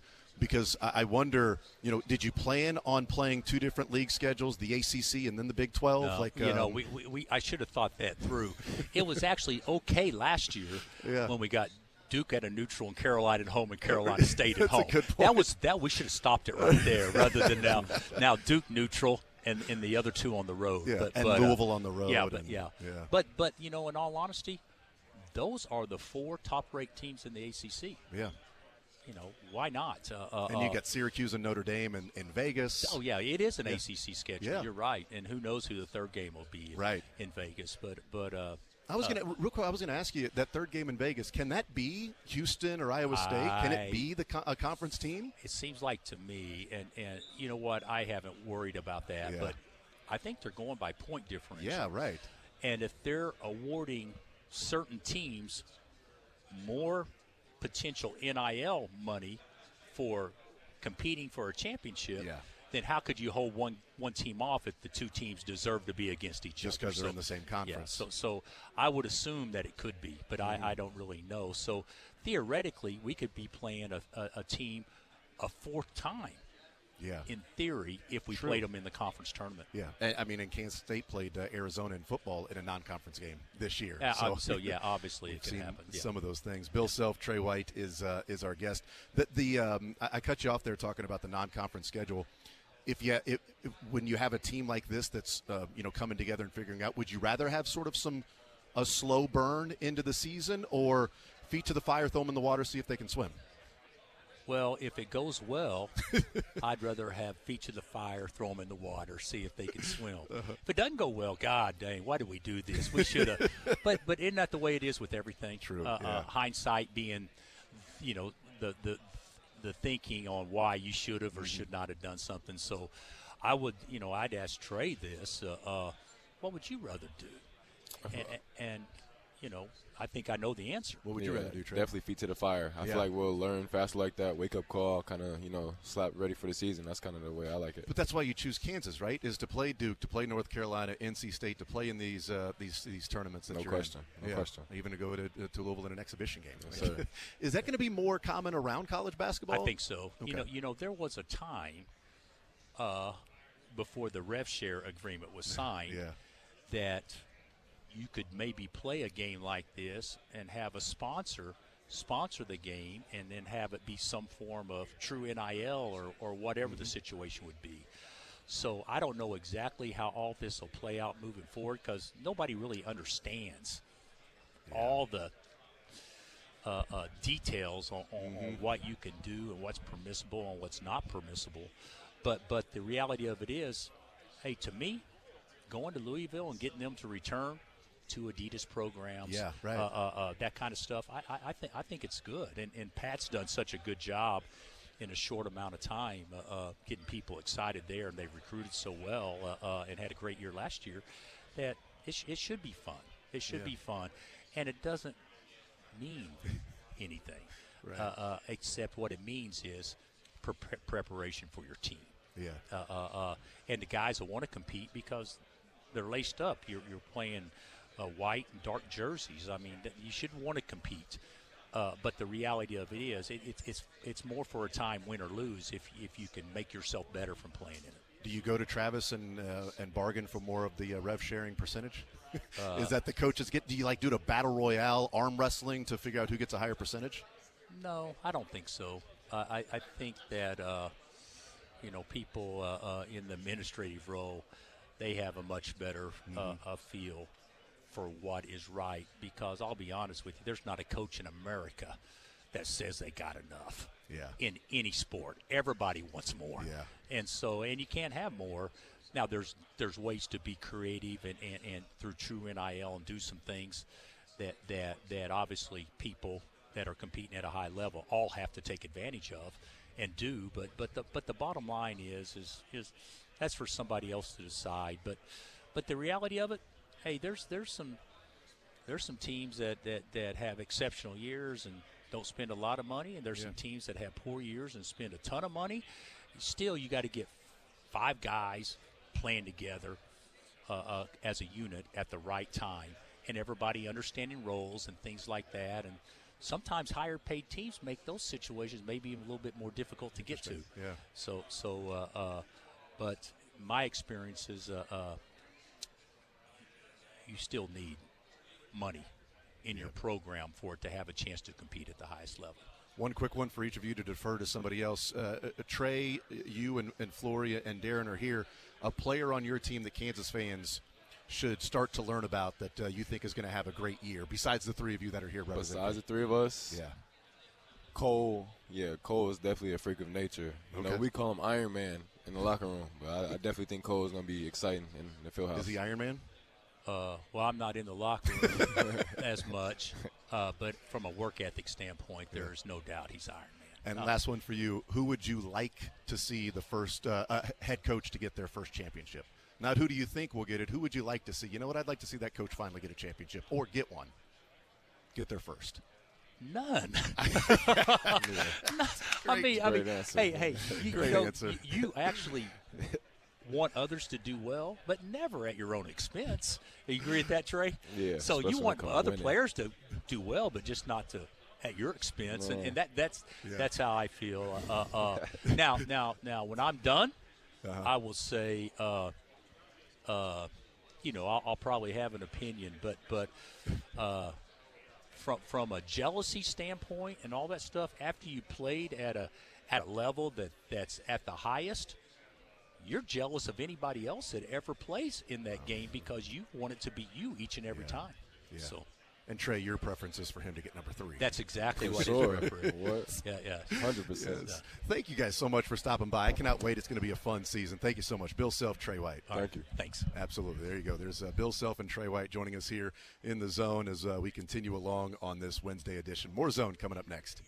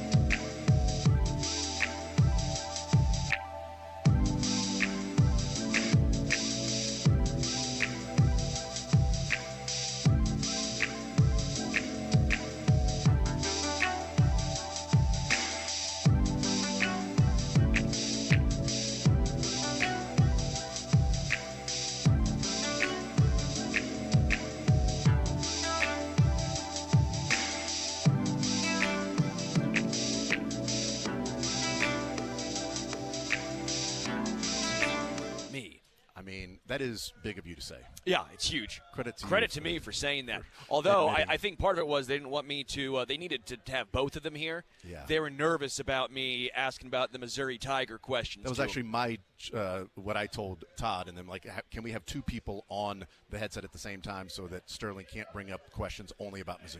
No, I was just going to say, Trey White, what was it like playing Missouri since you beat them last year at Illinois? Now he's on the other side of things. Yeah. He knows what it's like. He was on he's one literally half on the other side of Missouri. Correct. That's a good call, yeah. And so I wanted to at least know, and I told him, hey, take it easy on Missouri. And he said no as he walked away. No. He laughed and said no, I will not be. No, it's going to be the same. He guaranteed same result as the Illinois. He did not. And I did want to tell Bill, he was kind of inundated with the questions after he got up. Yeah. But along the lines of, that was a classy thing he did last year, calling timeout at the end of that game. It went underrated, but I think a lot of Missouri fans appreciated what he did because what it did was allowed the KU fans or the KU players to get off the court, knowing that there was going to be. I mean, and you knew that. You knew there was going to be a court. And so that's a very classy thing he did, and also one of my favorite pictures. Yeah. When I was 13, I have a picture with Bill Self when I'm 13, wearing a Missouri jersey at KU basketball camp. Yeah. And it's a good picture. Yeah. Shocker that Sterling would sit down with Bill Self and then bring up only Missouri stuff. That's cool, though. Part of it's jealousy, partly. Come on now. I'm a Missouri kid going to KU basketball camp. I'm sure he dug it, too. That's pretty good. All right, let's take a timeout. We'll come back. We'll continue rolling more zone next.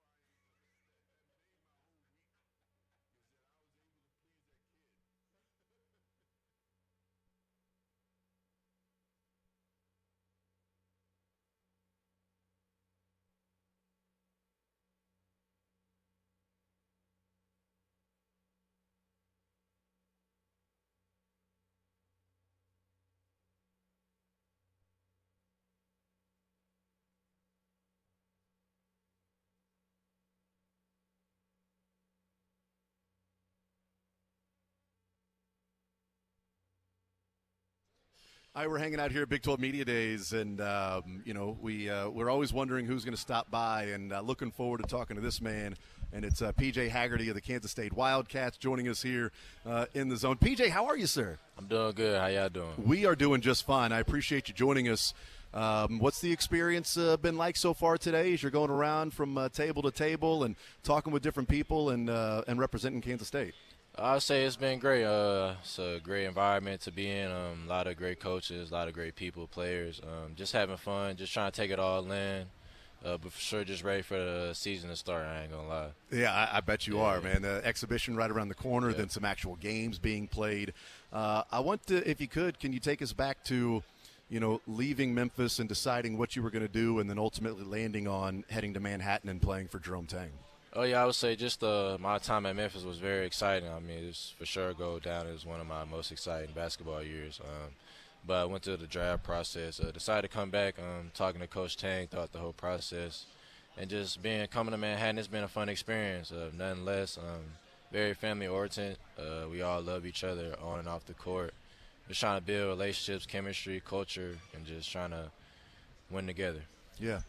What's the draft process like? That's what I was going to ask. I was going to ask the same thing, Peter. Always wondered that the decision-making that goes into it. Do you say, hey, maybe you're a back-end first rounder, maybe you're a second rounder, but we think if you come back one more year, draft stock goes up. What goes into that process and decision-making?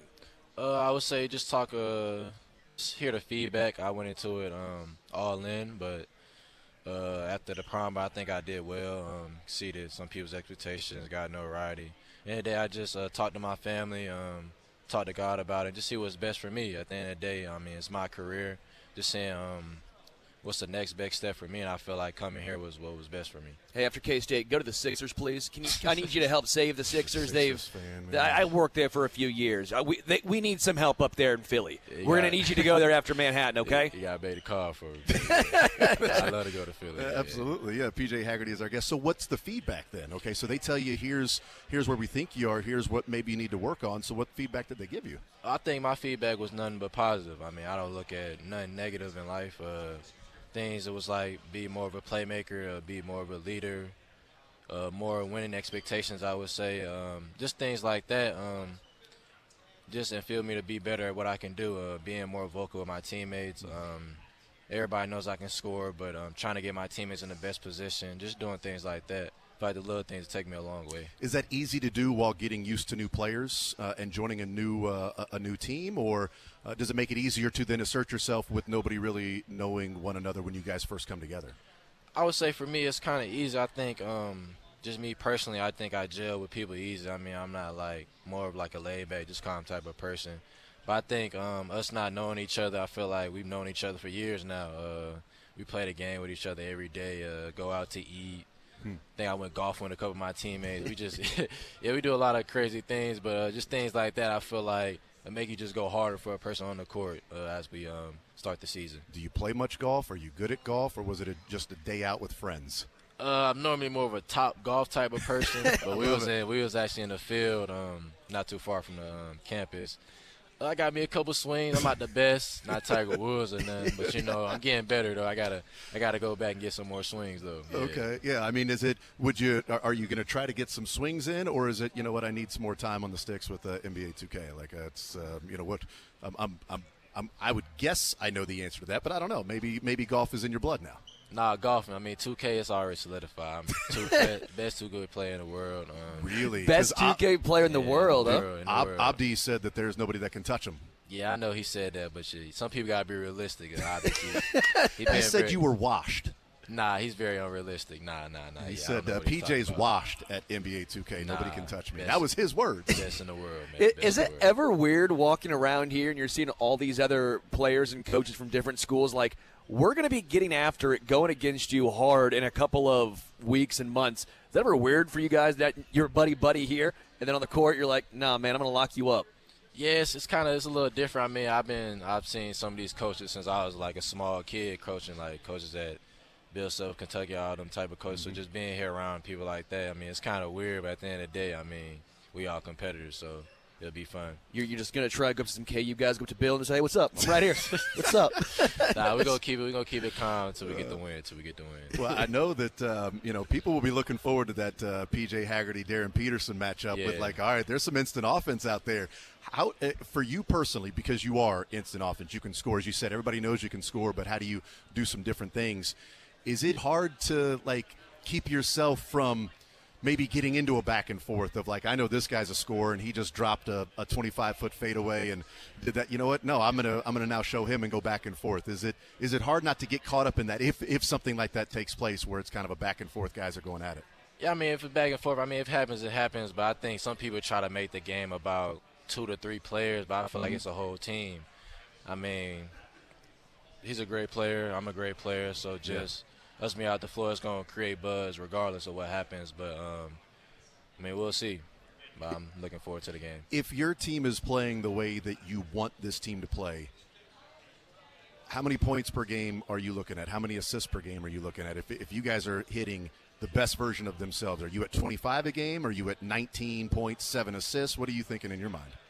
In my mind, I don't really know. I mean, everybody knows I should score 20-plus. I think I'm trying to be more of a playmaker, still be myself regardless. But I think up in my assists, I think in practice they've been simplifying the offense for me to make easier reads for my teammates. So I think that's been very helpful for me. Now, Abdi can't beat you on the sticks, but, I mean, does he ever not have a green light on the court? Like, does Jerome Tang ever tell him, hey, Abdi, stop shooting? Not impossible. You can't tell.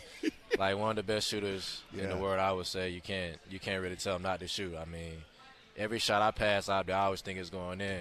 If you see on a practice film, I pass, I'll be one more. I'm back like this every time, or I'm like this. You feel me? So just having that confidence in him, And he has confidence in himself to make every shot. So I think every shot he shoots going in. Yeah. What do you think of the team and the collection that you guys have there in Manhattan? With it's a new group, a lot of new players, but it's a way to also create sort of a new personality or new, sort of.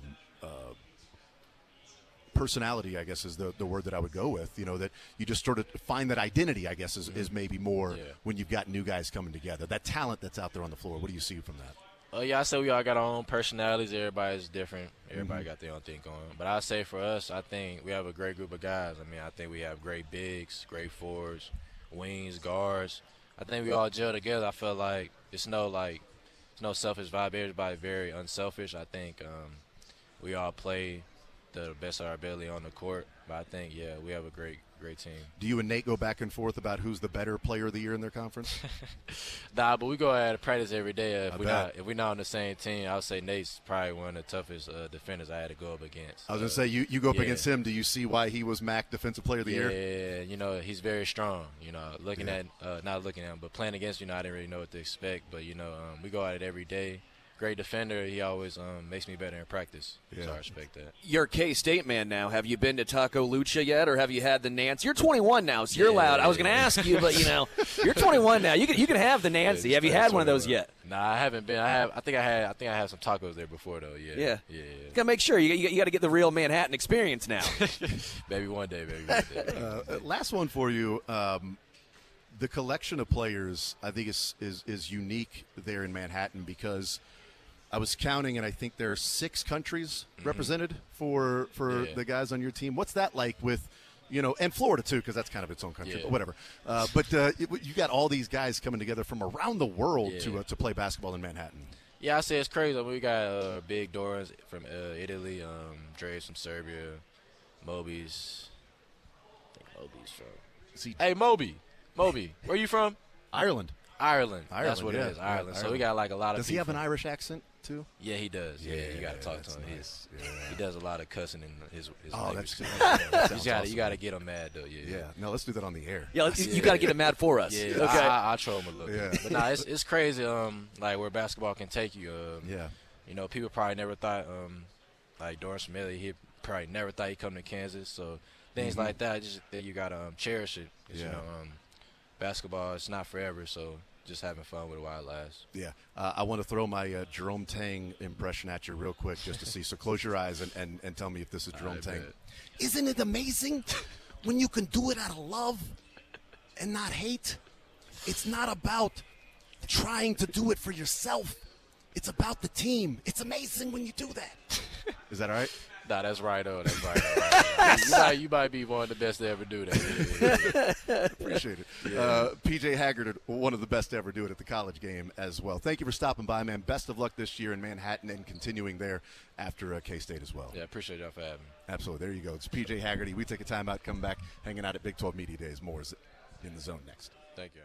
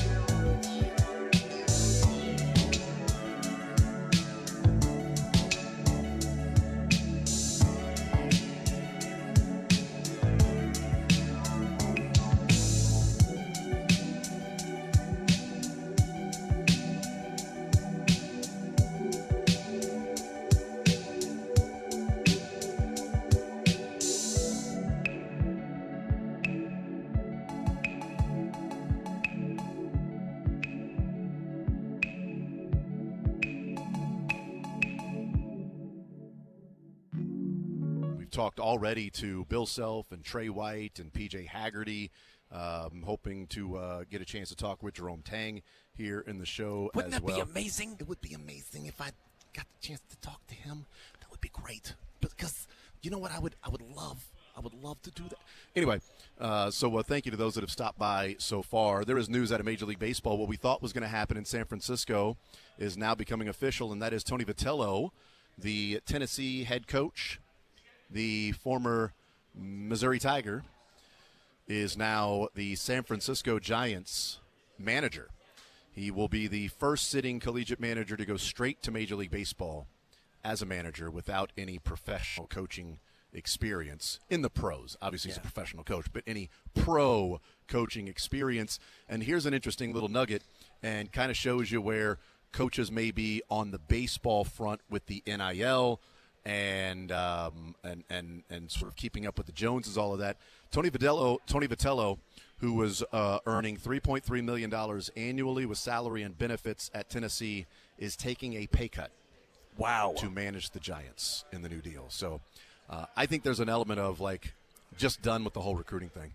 Just done with the recruiting, and then you know who you have. You know who your baseball team is, and you go through that. You got guys that are under multi-year deals, but not the sort of yearly finding kids, NIL, trying to get them not to go to the draft and then sign with that team, and coming up with all of that, and the new rules with the scholarships and everything, which probably easier, I guess, for teams like Tennessee to have full on team scholarships and not 11 point. I was going to ask, when you go to the Giants, so you're actually only getting 0.7 of a scholarship. I'm sorry, it's just not. Tony, how you gonna deal with the fact that you're only allowed to have 12.75 contracts? Rafael Devers, you're actually going to have to take 0.75 of that contract. So. No full ride contracts here with the Giants. So taking a pay cut to be the manager of the San Francisco Giants is Tony Vitello, and we'll see. Also a good gig, though, by the way, because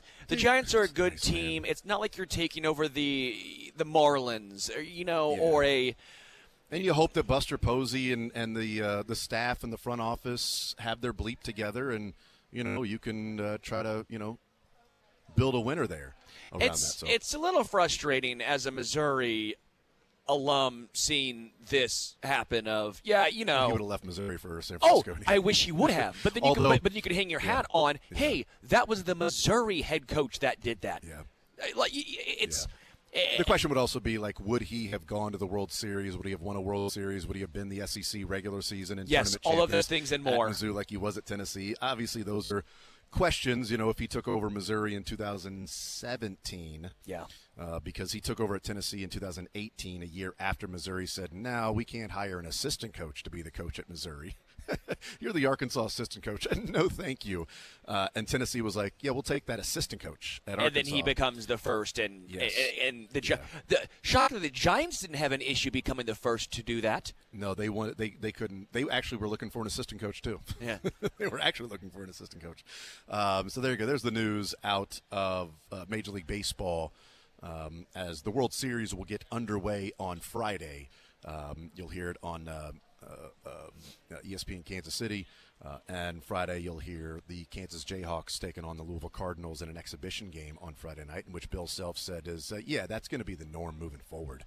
Is these games, they had Arkansas last year, and now you get the home and home with Louisville on the road Friday, and then at home next year, and also his non-conference ACC schedule. Bill Self is looking at it and saying, if I don't win the Big 12, then maybe I'll win the ACC this year. Because they play 6 ACC teams this year. They got North Carolina, Duke, NC State, Notre Dame, Syracuse, and Louisville. 6 ACC teams this year that they will play in the non-conference and exhibition. But I love what KU does, but I also understand where K-State and Missouri probably can't quite do that because they need to stack wins. Missouri might be able to do it with a returning group, right? Sure. If they feel like maybe they can be better suited to handle that, where it is a little surprising that KU, with almost a brand new roster, is going through that gauntlet. especially two of those games being North Carolina and North Carolina State on the road, true road games. Because you don't have to worry about not making the tournament. And that's first and foremost where I think K-State and Missouri are at. They have to. They're wherever you think they are, and I think we all think that they're probably top 30, 35 teams. We all think as of right now, October 22nd, those are teams playing in the tournament. But if you're Kansas, you know you're going to be there. And so what can you do to help give yourself a higher seed? If you beat North Carolina on the road, you beat Duke, you beat Notre Dame and Syracuse, and, oh, by the way, UConn and Missouri and at NC State, that is your schedule. And, by the way, it gives you a huge opportunity to see where you're at. I wish that more teams did this. I wish that more teams – because beating up on Green Bay doesn't help you. It doesn't help you. I get your first game of the year, and that's actually who Kansas is playing the first Monday. game. But like the point I'm trying to make, beating up on Doug Gottlieb though will help everybody. It'll else. help everyone. But having a couple of those games are fine. But when you have so many of those, you really don't have a feel, and all of a sudden you get into conference play, and you're like, oh, this is different. Yeah, this is different. Yeah. Kansas is always prepared, and whether they win or lose those games, it doesn't matter because it's a good litmus test to see what they have. And by the way, what they need to fix later on. A lot of those teams are facing right now, they're going to face again in March. Yeah, and the crazy sort of way that the Las Vegas tournament is, and I can't remember what it was called, the New Era maybe is what it is, the tournament in Las Vegas. But oh, I know what you're talking about, yeah. But they don't do it in a typical bracket style. It's 18 teams. There are 9 games, or 18 games, I guess, because you play 2 games. And then your record, followed by the tiebreaker is point differential, decides who plays for the championship and then who plays for the consolation third place. And then you play other teams after that, so you get your 3 games, and you don't know who you're going to play. But because it's the record and point differential is the tiebreaker, Kansas, in theory, could play Houston, Iowa State, or I'm trying to think of who else is in that from the Big 12. Like, they could play a non-conference game against Houston.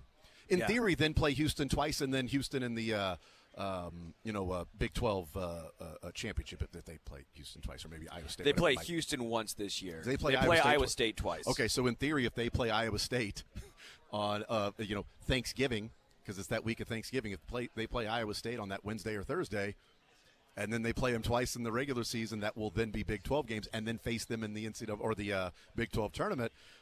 It's an interesting tournament structure this year. That also, it's not just you get a trophy; they're also paying out money to the winner and second place and third place for an NIL pool for that particular team. And so, let's say Kansas and Houston both go 2-0, and they win by wide margins, and they would be playing each other in that. You can't then say, well, no, one of you teams has to drop to the third or fourth place game because you're in the same conference. Well, if you're giving away NIL money, then you shouldn't hurt the teams to get the best chance of getting higher NIL money in this tournament because you play in the same conference. Yeah. So there can't be conference restrictions in this whole thing. So that's an interesting one, but and you know what? If you want to look at like North Carolina, like throw in Davidson. They even play Davidson in North Carolina team. So it's an interesting non-conference schedule for Kansas this year. And again, it's one that I dig, and again, it's one that you can get away with when you are that good of a program, and you have to have faith in your program. Yeah. Like, again, K-State and Missouri. If you're K-State or Missouri, I don't know if you want that, because if you don't win those games, you win only one of them maybe. Yeah. What happens? You got to make up a lot of ground in your conference, and they're just not quite there yet. And for Kansas State, the non-conference is going to be interesting in that you're going to have to find where they are on TV, just bouncing around in different networks, and where you'll be able to watch K-State. So that's going to be interesting from that standpoint. But we'll find out what happens with all of those things. We talked with Cynthia Freeland earlier in the show, and there are some things from a NFL standpoint that I wanted to get into. We're also hoping to talk with Jerome Tang here very soon as well, to have him sit down and have a conversation with the head coach of the Kansas State Wildcats. But I'd mentioned earlier in the show that the way the Chiefs offense looks and yes, it's the Raiders, and it was first game back with Rashee Rice, and the Raiders are the Raiders. But a couple of the developments in that game with Rashee Rice just destroying zones, because that's what he does, and he did that at SMU, and that was one of the things of him coming out of college, was that he's really good at finding the soft spots in zones. And then Brashard Smith looking like the sort of closest version of Jerick McKinnon that the Chiefs have had in the screen game, with his burst and wiggle in the open field. I mean, there were a couple of those when you watch the All-22. There were a couple of those screens that were close to going the distance. Yeah. I think they're going to break a screen for a long touchdown this year. I think it's going to happen because, again, there were 2 screen passes to Brashard Smith that almost broke free. Creed barely missed a block on Devin White, which would have then busted Brashard Smith free. And then the next one later on in the game, Caliendo, couldn't square up a block 12 yards down the field against a safety. Yeah. That's tough to do. I don't know that Trey Smith would have done that. Yeah. So Caliendo's running full speed to get out ahead of Brashard Smith, and the safety ducks inside, and Caliendo tries to stop. A little more athleticism there. And that guy makes the tackle. But that was the last guy that was on the field. That, if it's even a little bit there, he's gone. Like, I think that's going to happen this year because the burst is there. Like, yeah, you get the guys out in front blocking, but he gets the ball and he goes. Yeah. And he's got a little wiggle to his game, too. Like, I am so pumped about that aspect. Brashard Smith running the ball, I don't know, the running game hasn't been all that great. Yes. But we've been asking for a running back that can offer something in the passing game that offers a little more juice than Pacheco that can't run in the open field, and Kareem Hunt that has better vision in the open field but has zero burst to his game. And so I think you're right. Brashard Smith as a pass catcher seems there. Yeah. He already seems there. As a runner, we'll see. Again, he played 1 year in college as a running back. It's going to take some time. They ran 4 different screen passes to Brashard Smith in the game against the Raiders. Not just 4 screens, 4 different concepts in screens to him. And again, I just think he's already at a very high level in that aspect. And again, we trust his hands, obviously, as we've seen. We see the Chiefs trust his hands. Mm-hmm.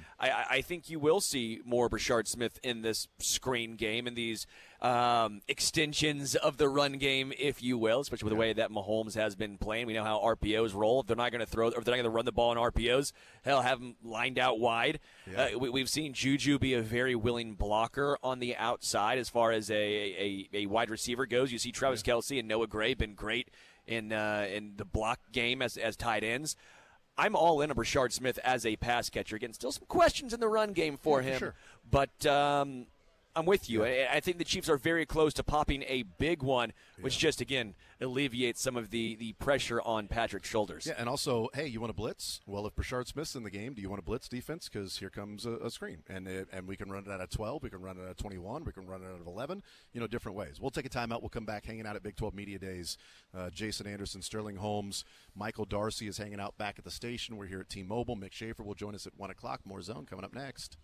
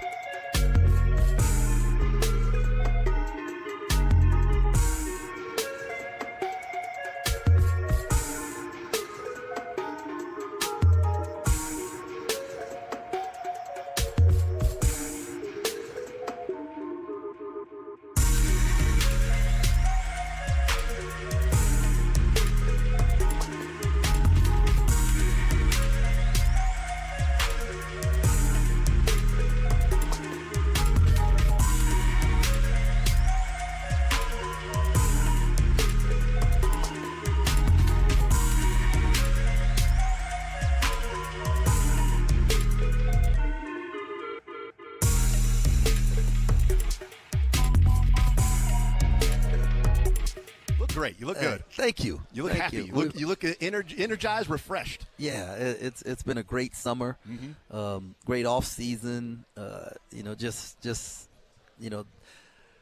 It's always nice to have a reset. Okay. And it's great when you can like recognize what needs to change and what you got to do differently, and then attack it and have the whole team like moving in the right direction. So it's a blast right now. What's interesting, I was going to ask you about that at some point in our conversation, but let's just start there, because a year ago you had talked about maybe not being the best version of yourself as a coach. So you say, attack that, address it. How does that happen with a coach to look in the mirror and say, why and where do I improve?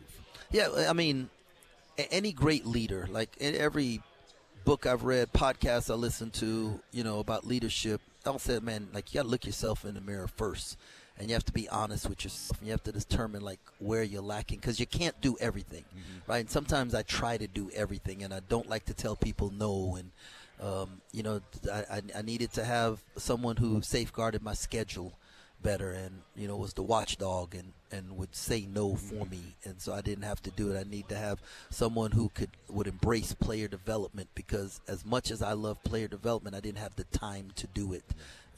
As the head coach, my time is on fundraising and roster management, and actually I had traveled overseas to recruit and doing those things. So then you got to have someone who's as passionate on the offensive end of the floor as I am on the defensive end of the floor, and I believe I can teach defense as well as anybody in the country, and I can make it simple for the guys to understand.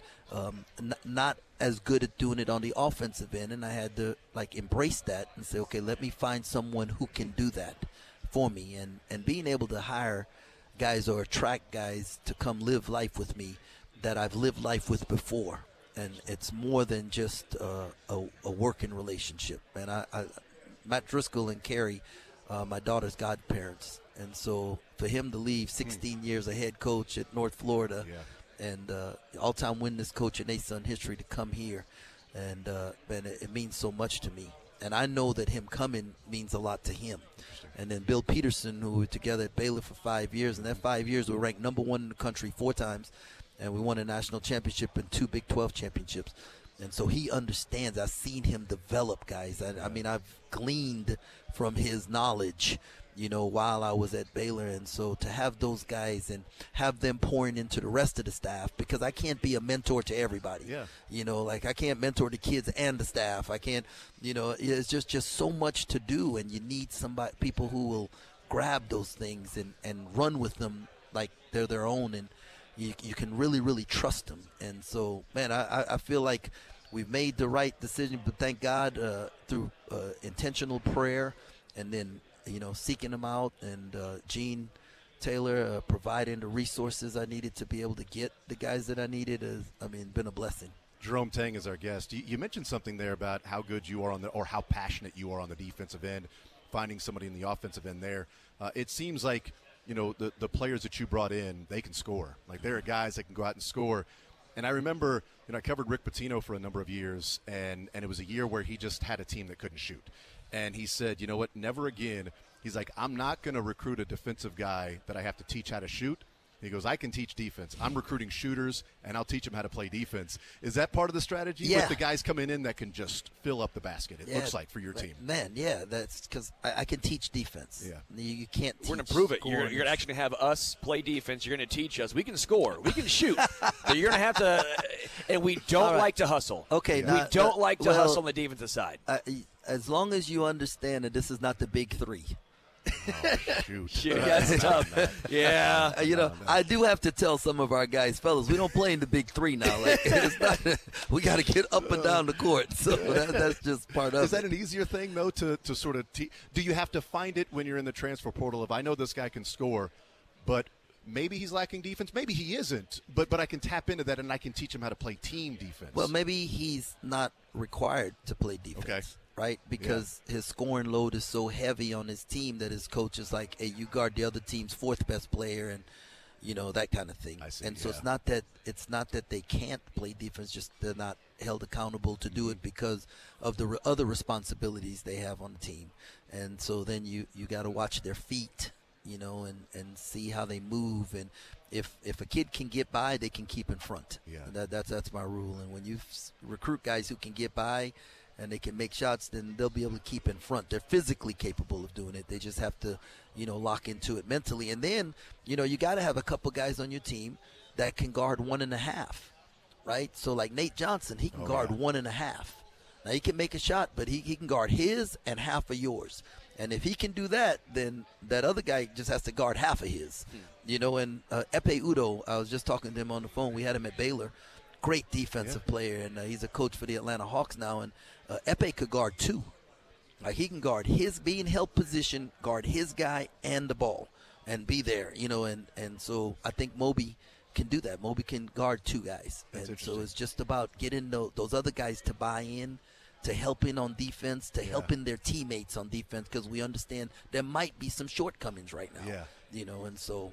And as a defensive guy, I was going to ask you about Nate Johnson and him, because we had PJ on earlier, and I said, do you and Nate go back and forth as to who's the better conference player of the year in your guys' conference last year? And he said, well, I'll tell you what, man, defensively, that guy, I've seen him, but then going up against him. And I'll say this, if PJ Haggerty is saying that guy's a problem on defense, well, I mean, that's saying something, right? Yeah, and it is, and he is. He is a problem. Like he can really defend and disrupt. Yeah. And so it's fun. Like I got 6 guards, and they're all really good. And obviously PJ's special, right? Yeah. But man, you watch them out there compete against each other, and so that's why I'm excited about this weekend playing Missouri. We'll find out if we have really good players or we have really bad defense, 1 to 2. Yeah. As a Mizzou alum, I'm sorry. Yeah. I don't mean to do that to you. But when it comes to events like this, and you see all these coaches, it's always fun seeing you and Bill dap it up and having fun over here. But it's just a little intriguing. Like, we're going to be getting into it in just a couple of weeks / a month. Like, all these coaches you're seeing having fun with now, you're like, I don't like going against you when we're on the hardwood together. Yeah. Is that ever weird? I learned a while ago in this coaching thing that we're competitors, we're not enemies. And so on the nights that we have to play each other, we're competitors. Yeah. On the other nights, man, I'm rooting for them. Like in all these exhibition games, man, I was rooting for Steve Lutz and Oklahoma State playing against Auburn, because that helps our conference. Yeah. And so it's not weird. We all have brothers or siblings, and we play board games against each other and try to beat them, right? Yeah. So this just happens to be a board game that everybody watches, and when you're done, you move on and you go to the next thing. It's interesting the way that college basketball scheduling and the exhibitions, because it used to be like you would play lower conferences, maybe in your state, like Division II, something like that, but now there is this new age of you guys are playing Missouri on Friday night. KU's playing Louisville on Friday night. What's the thought process and the reasoning behind that? And do you think this is now going to be a yearly thing where there's going to be one sort of power program in an exhibition that you guys go up against? Yeah, well, the NCAA opened it up this year to, like, it used to be we would play another pilot. Like last year we played Oklahoma. But you had to do it in secret? Secret, right? Like secret, closed scrimmage kind of thing. Yeah. And now the NCAA says, well, you can do it. You can make it public. So, I think it's great for the fans. Yeah. It's great for the guys. Too. Yeah, our game's going to be televised. We're going to play a road game, and I think they have a football game that same day, so their fans get to come in, watch a basketball game that night, and then watch the football game the next day.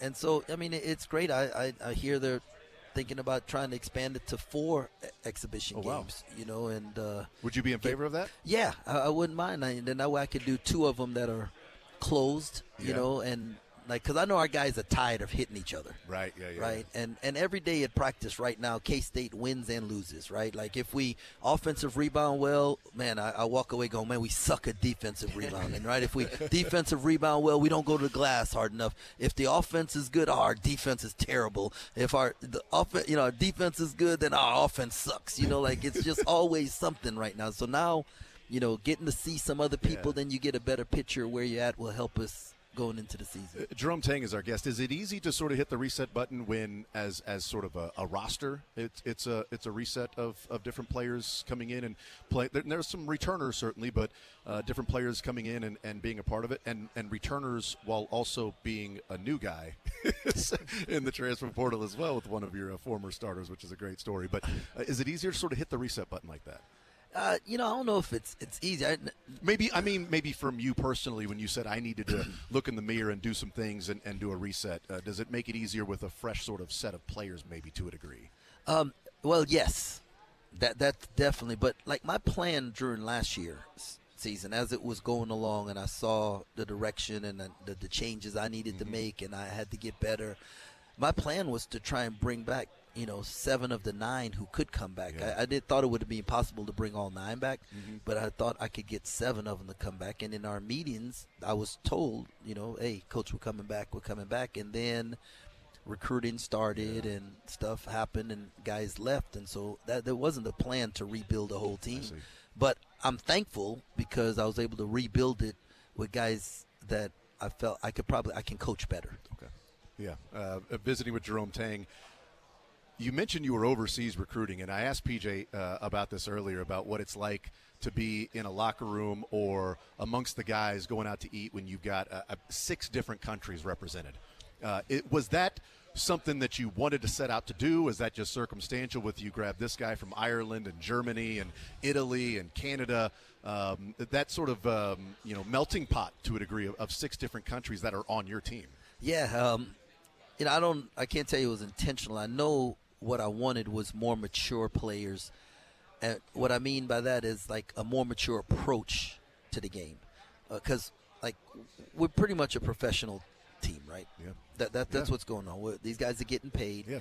And so when you think of professional or someone being paid like an employee, you think you have certain expectations of them, right? Like you got to have some things in place. Yeah. And so, my goal was to find guys who had some things in place. They've got some order to their life, some structure to their life. They get up every morning and make their bed. They can tell me what their schedule is during the day, when they work out, and not like, hey, man, you ask a kid, hey, so tell me about your workout. I go to the gym, I get some shots up, and you have a kid who says, Coach, I go to the gym, and I stretch for 15 minutes, and I'm there at this time, and then, then I do ball handling drills, and they can take you through their work. You realize they have some structure to their life. And because I've got structure to my life, and I value that, and so that's we wanted to find guys like that. And I found that some of the European guys had that to their life because they'd been in a professional setting. Does that mean G League time? Does that mean G League scouting is going to be on the radar? Yeah, no, already. I mean, I think the kid London Johnson just signed with Louisville. We recruited him. We tried. Yeah. We tried to get involved. So you guys weren't surprised by the fact that I wasn't surprised. In fact, I had a call about a kid that had played 6 games in the NBA.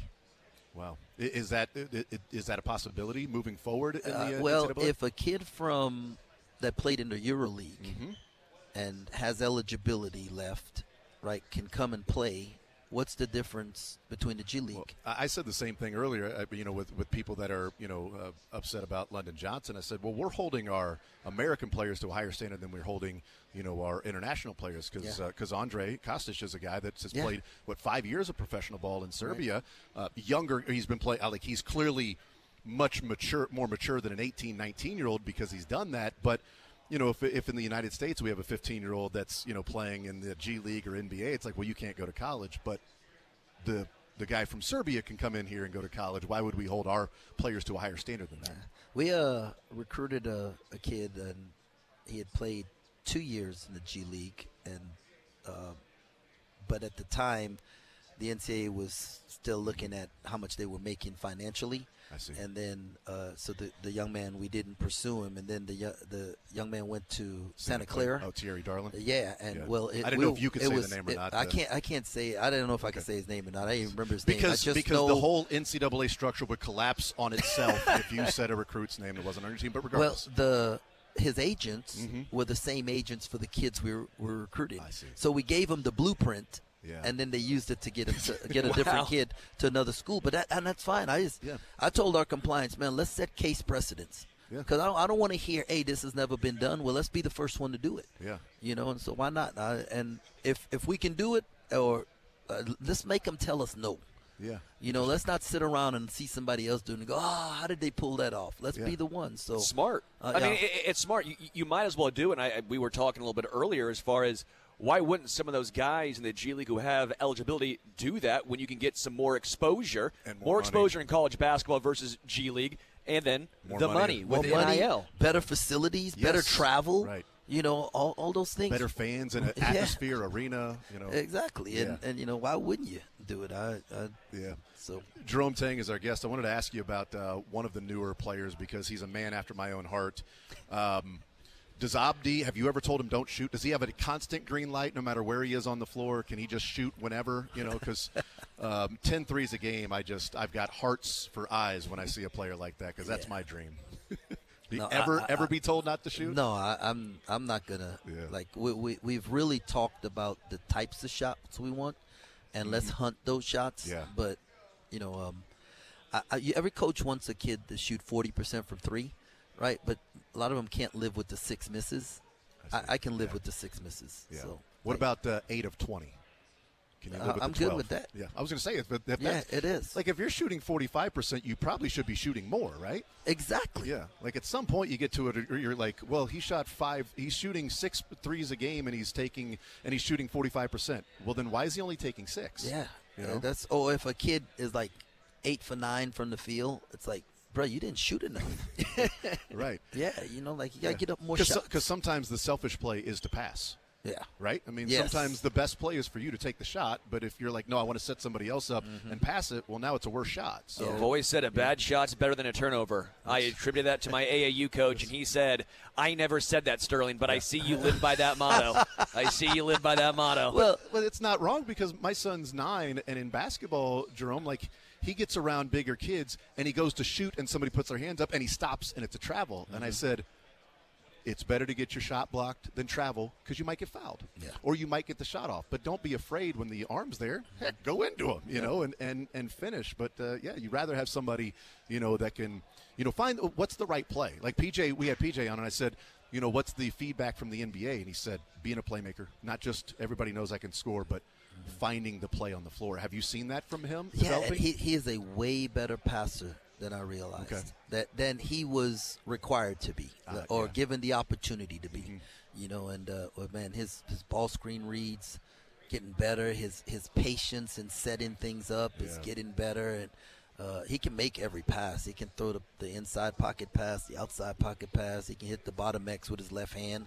He can make the passes. So it's about him like learning to create space to deliver the simple pass, like so just slow down and pull back, dribble one, and you'll get it and sit up, and then just being more vocal. Yeah, maybe there's not a number to it, but if you're playing the best version of yourself basketball, is there a number like for PJ, like if he's at 17 a game and like 5 assists, then that's better than 24 a game and 1 assist? Like, is there something along those lines, or you don't put numbers on it? It's just a feel and what you see. It's just a feel and what I see. And early on in practices, he wasn't trying to score enough and trying to set people up, and was like, bro, you got to score more. And he said, Coach, I'm trying to get everybody. I said, but the problem is in the game, you're going to go score, and then it's going to be different than what happened in practice. I need you to focus, do it like you would do it in practice, and then let me pull you back on the scoring. And so, it's not a thing. But he could, Pierre Jackson led the 12 in scoring and assists, and I think Marquise was close. Yeah. He could be one of those. Interesting. Yeah. I was trying to get him more ingrained in Manhattan culture. I was telling him about the Nancy and telling him to go to Taco Lucha and all that stuff. I'm trying to make sure he's a Manhattan man now. Make sure he goes and tries all the K-State offerings. Go to Annie Mae's. I'm just trying my best. Jerome Tang is our guest. I made sure he's 21. Don't you worry. Come on now, Jerome. I did ask that first. I looked it up. Yes, Jerome Tang is our guest. I really appreciate you stopping by. I know you got some other places to go to, and let's hope the places you guys are going to this year is there in March and dancing and having another one of those amazing 2 weeks that you guys had a couple of years ago. Hopefully, 3 weeks. 3 weeks. Let's Yeah, that's a good weeks. call. Yeah, let's say 3 go. weeks. There we go. And playing on that Monday. There we go. And taking a net home with you. Let's go. We'll see. Jerome, thank you so much for stopping by. I appreciate Thanks it. a lot. God bless. Go Cats. Absolutely. There's Jerome Tang joining us. More Zone right after this.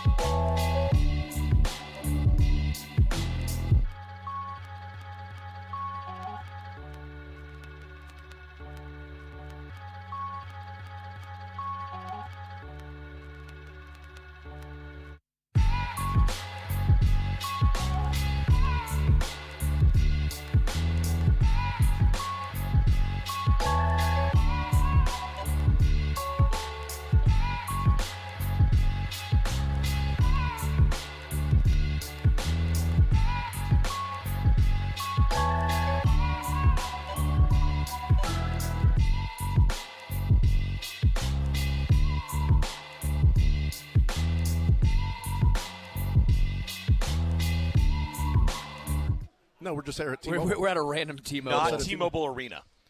No, this is the center. This is the center of the center. T-Mobiles. Well, we're in the center. No, we're not at midcourt. Ooh, we should go to midcourt and say we're in the middle of T-Mobile Center. We're in the center. Could we carry the tie line with us? No, we can't because it's connected. It's if you have a long extension cord. Yeah, well, you wouldn't know about that. Mick is hanging out with us, heading up until 2 o'clock. If you missed any part of the show so far, go ahead and check it out on podcast. Cynthia Freeland, we talked with her in the 11 o'clock hour. Bill Self and Trey White sat down together. Oh, that's nice. We had that conversation with them. That was fun because then I'm like, hey, Trey, what do you not like about Bill Self? Yeah. And he was like, oh, no, a lot. Trey, he can play well for us this year. Did you do your impersonation for him? I did in not. front of him? I did not. No, but I did my impersonation of Jerome Tang to PJ Haggerty. He was on the air with us. Oh, you did? I said you got to close your eyes, and he did. And I was doing that, and he starts smiling and laughing. He's like, "That's as good as I've ever heard." I said, "Thank you." And I haven't heard that in a while. Let's hear it. Isn't it amazing what you can do when you build something out of love and not hate? It's amazing. But he wouldn't do it to Jerome, and I was kind of upset by that. No. Why? Yeah. Well, A, it's insulting, and B, it's kind of cowardice on his part. Yeah, the second part more than anything. Hey, I had to do the Andrew Whitworth and tell him I hated the hoodie with the suit jacket because we had a thing. You said I wasn't going to do it, and I did it. Yeah, I still don't believe you. I think I have it on video somewhere. Yeah, sure, somewhere. Oh, of course. Yeah, somewhere. I got it on video somewhere. Yeah, that's something else I wouldn't say in front of somebody. Well, I did. Especially that size. I started off with, you could kick my ass, so please don't. Yeah. Like he needed to know that. Really? You think I do? Wait. Shout out Credit Sterling to me for being Credit to Sterling for admitting that Andrew Whitworth could kick my Hall ass. of Fame offensive lineman. Wow, that's But crazy. I just remember, so I thought that you would at least have this, the cojones to do that in front of Jerome. Yeah, no, because I didn't want him to think that I would be embellishing or making fun of a lisp. That's not what I'm trying to do. I'm just trying to sound like somebody complained and said that I was making fun of Denny Matthews when I would do the Denny Matthews impression. And I'm like, man, get a life. But I don't want to offend somebody, right? Right. If somebody does an impression of me to me and they just ask a question 4 different ways before they get in it, like that would be Sure. be offensive to me. So I have a would question, really be upset at and that. Don't even start. well, because we'd have to take a break. Yes, that's right. The Chiefs have moved 2 points today in the line over Washington. They were 10.5 this morning when I left for the Big 12 Media Day, and they're 12.5 now. That's Marcus Mariota, correct? I'm guessing that is the. I just saw the news. Yeah. So I thought the 10.5, Jaden was baked into that, and clearly he wasn't baked into that number, because I thought, okay, they're favored by 10.5. They don't think Jaden Daniels is going to play. You thought his injury was baked. That's what I into mean. it. Okay, They don't think he's going to play. Then it's Marcus Mariota's going to play, and then it jumps up 2.5 points immediately. And it's like, okay, so how much was that baked in? Or they just view maybe a hobbled or lesser Jaden Daniels is a 10-point difference on the field against the Chiefs. The Lions by 13, right, or 14 in prime time at home, and this is a Commanders team that's far worse. Yeah, not a good Lions defense, banged up, worse for the Commanders, right? Yeah, and certainly offensively, whether you have Jaden Daniels or playing or not, you're gonna like the Lions over them. In between the 13 and the 31, those are the past 2 victories for the Chiefs. 13 over Detroit. 31. I've said it forever. This team does not win close games. No, they don't, and they lose close games, which is the weird part. Lose close games and they blow teams out. That's dominant wins, close losses. That's They're trying always something been different this year. When you go to that many Super Bowls, they're like, guys, let's just switch this up. Yeah. It's so boring going to Super Bowls by winning close games. What if we dominated teams and then lost close games? It's like, oh, we're so upset. Let's just go out and really focus now and then beat a team down. And then everybody can say, oh, it's only because that team was really injured on defense. And then the guy who people want to say is the MVP goes and scores 9 points against that defense. Oh, even without their safety, Brian Branch. Oh, no, it's so cool. Let's do that. But, yeah, 2 points it moves in about a half hour with the news of Jaden Daniels. But it was like, even if Jaden Daniels played, he was going to be playing with a hamstring injury. He wasn't going to be Jaden Daniels. Like, that's what makes Jaden Daniels special is, he's carrying the ball 9, 10 designed runs per game, and that wasn't going to be a part of it either. Just, I think we're, certainly seeing, for me, it puts even more perspective into what Vegas thinks of the Chiefs as a whole. One, that they're the betting favorites, and they're the widest margin betting favorites from 1 to 2 of any team this year since they put out the original lines for Vegas to win the Super Bowl. The Chiefs being the margin between them and number 2 is the widest number 1 team has been. So that's what they think of them. And they're looking and saying they're going to punk the Commanders. Like 10 points is a huge number in the NFL. It's a huge number in the NFL. It's Buffalo and the Dolphins. Yeah. Earlier this year, it's like, wow, that's 12 points. That's a lot, man. I don't know that you can really give up those points at 12. I mean, come on, that's ridiculous in the NFL. And the Chiefs are like, back-to-back weeks. Here's 12, here's 13, and here's 2 different teams. But it shows where they're at right now and the dominance and what Vegas thinks of them. And I think they're right because I'll take the Chiefs minus the points on Monday.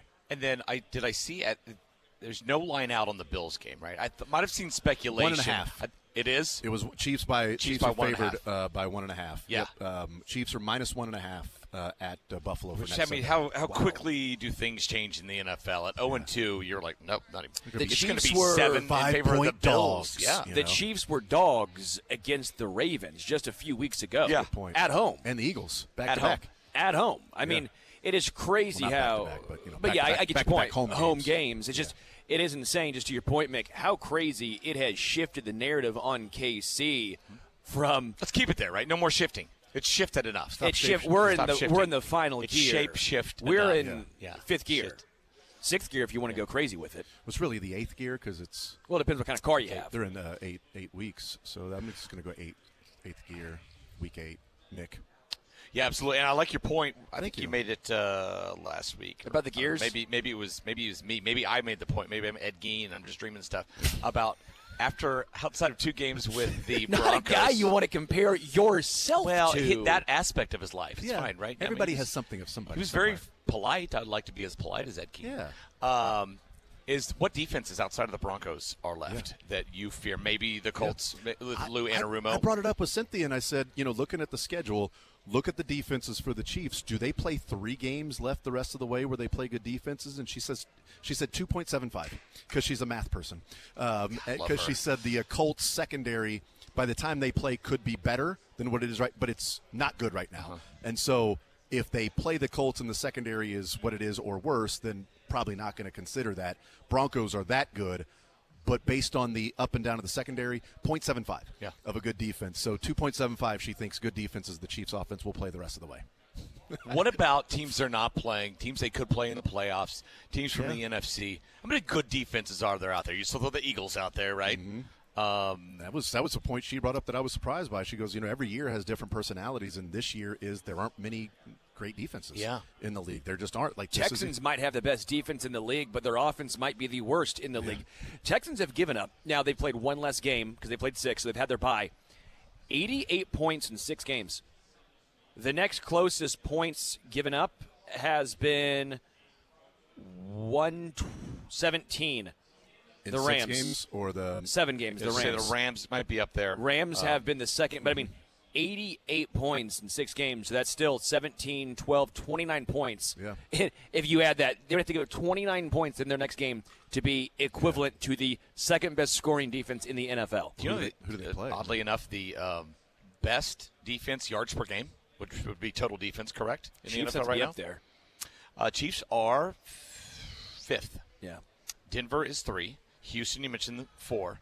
Top 2, I would not have picked, especially the top 1.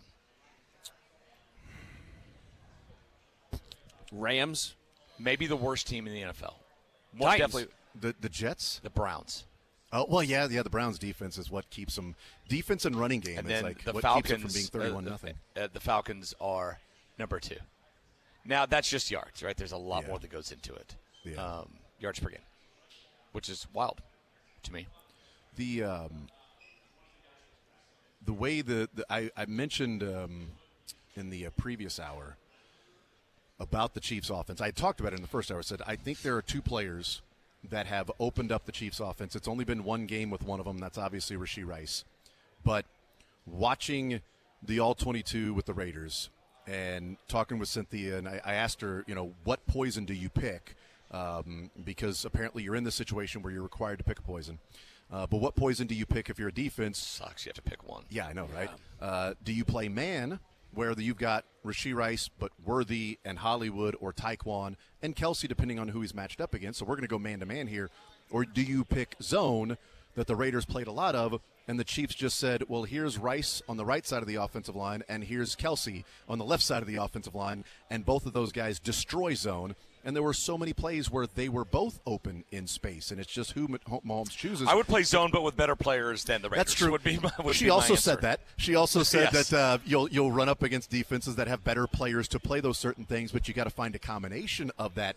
But I see what they were doing against the zone because of the space that was there and what Rashee Rice can do. Man-to-man, if you've got man-to-man players like a Patrick Surtain in Denver, okay, well, maybe it helps out there.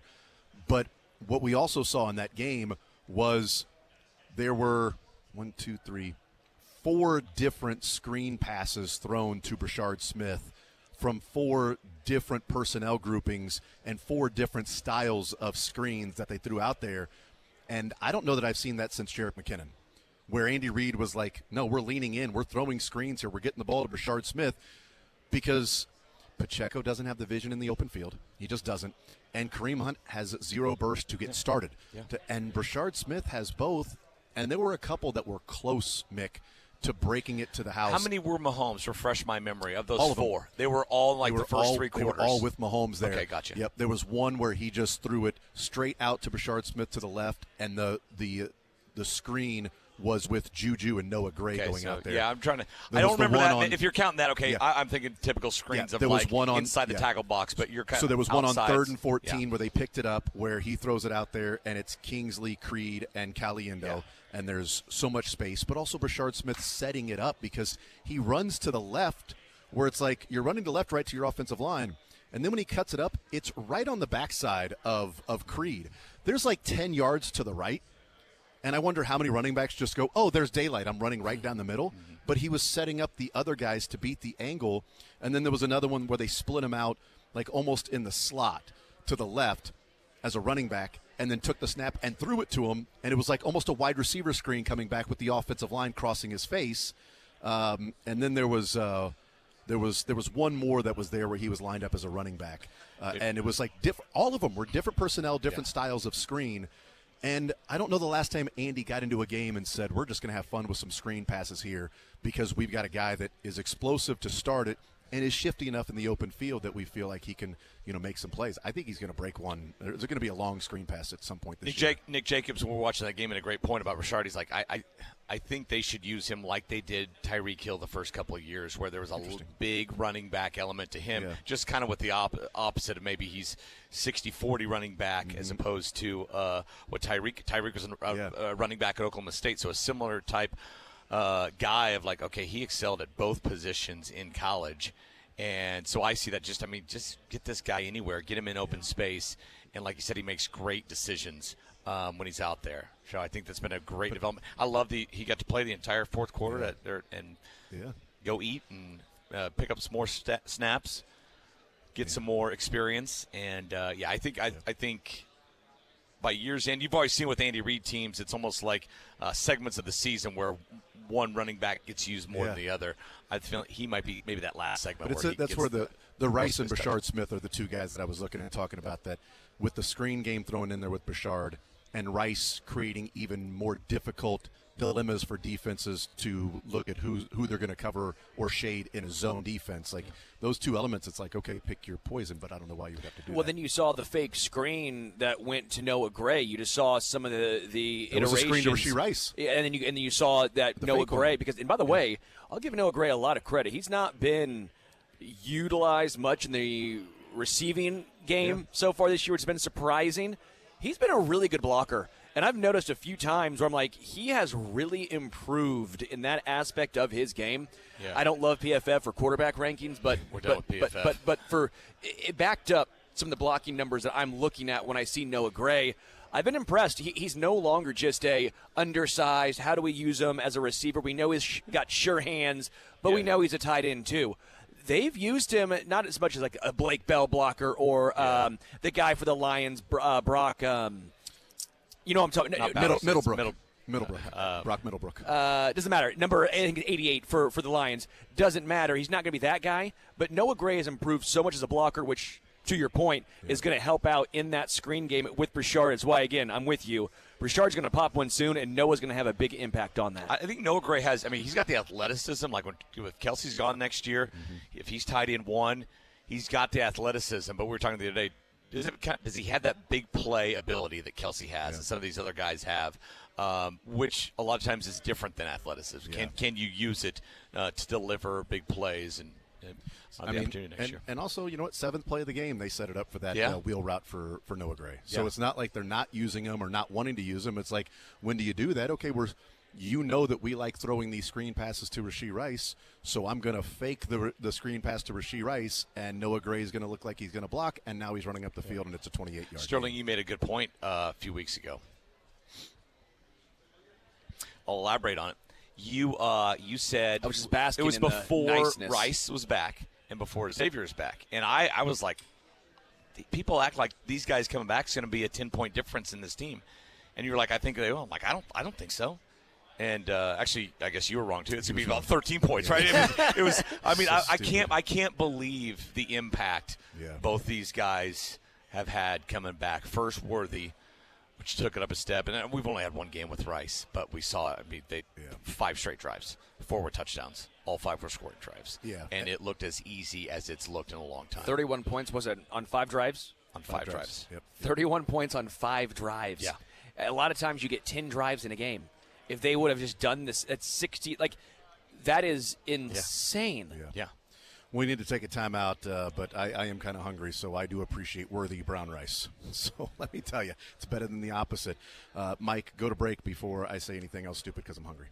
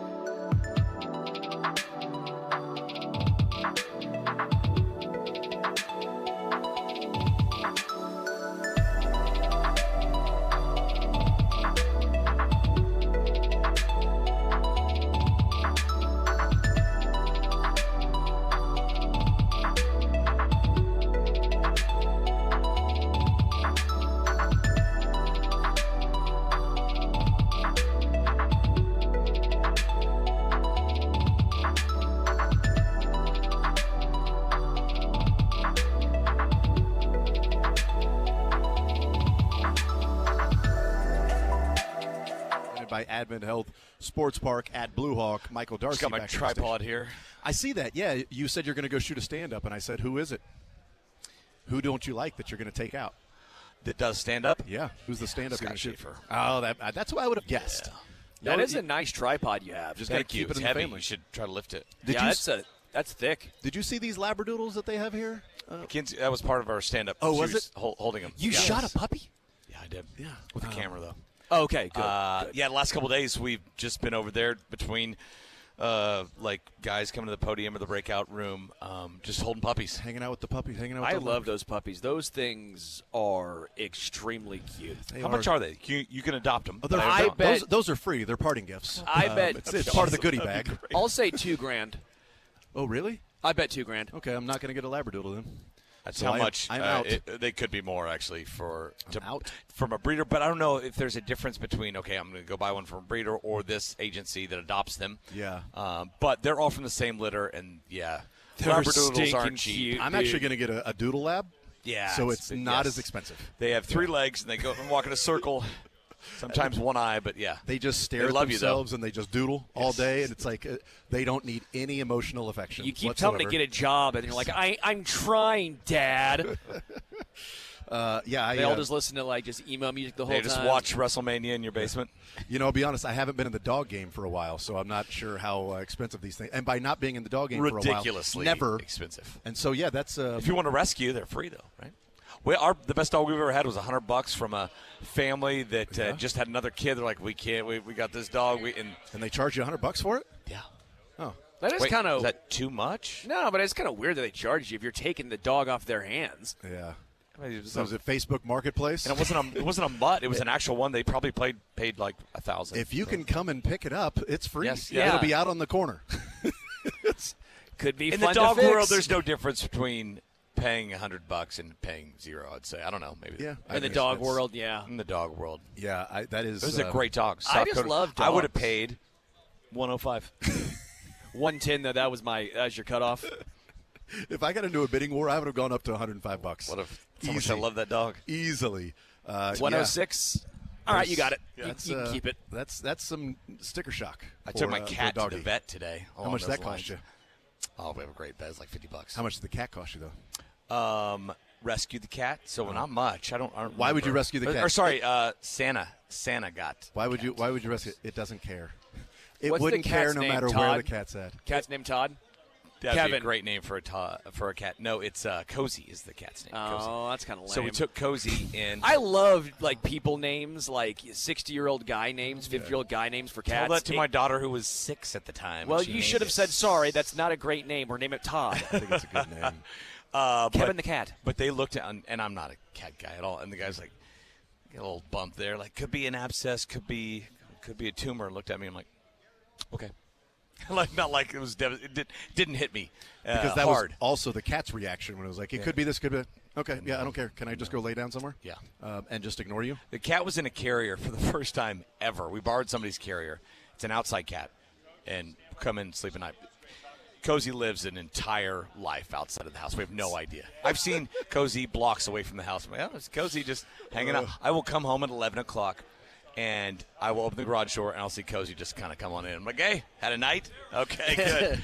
And we go in there, split a bowl of cereal, and we both pass out. You're like, what? Sorry, is that watching Thursday Night Football? Got a little late. Yeah. Decided to hang out and And throw some darts. But that's the first time Cozy's been to the vet. You share the milk with Cozy? I do, yeah. Share the bowl We'll of lap cereal? it up. No spoon for either one of us. Is it a little bit of the Lady and the Tramp? Yeah. I think we probably should have taken her to the vet in the last 8 years, but we just hadn't. She hated the carrier, just meowing her stupid face off. Yeah. Well, outdoor cats are different. They're different breeds. Yeah. Outdoor animals, they're built tough. It's like we turned her in an outdoor cat. It's not like we found this bobcat. No, it's like it's an indoor cat. Yeah, that but I think, we just let outside. I think it's most smart. cats it comes back. like to be outdoors. Yeah, like I but think most animals. Some do. owners are better and keep the cats indoors. I don't think they're better. I think that they're actually imprisoning said animals. Cozy might have rabies. I don't know. Maybe Yeah. so. We actually tried to turn a leopard into a house cat, but it didn't.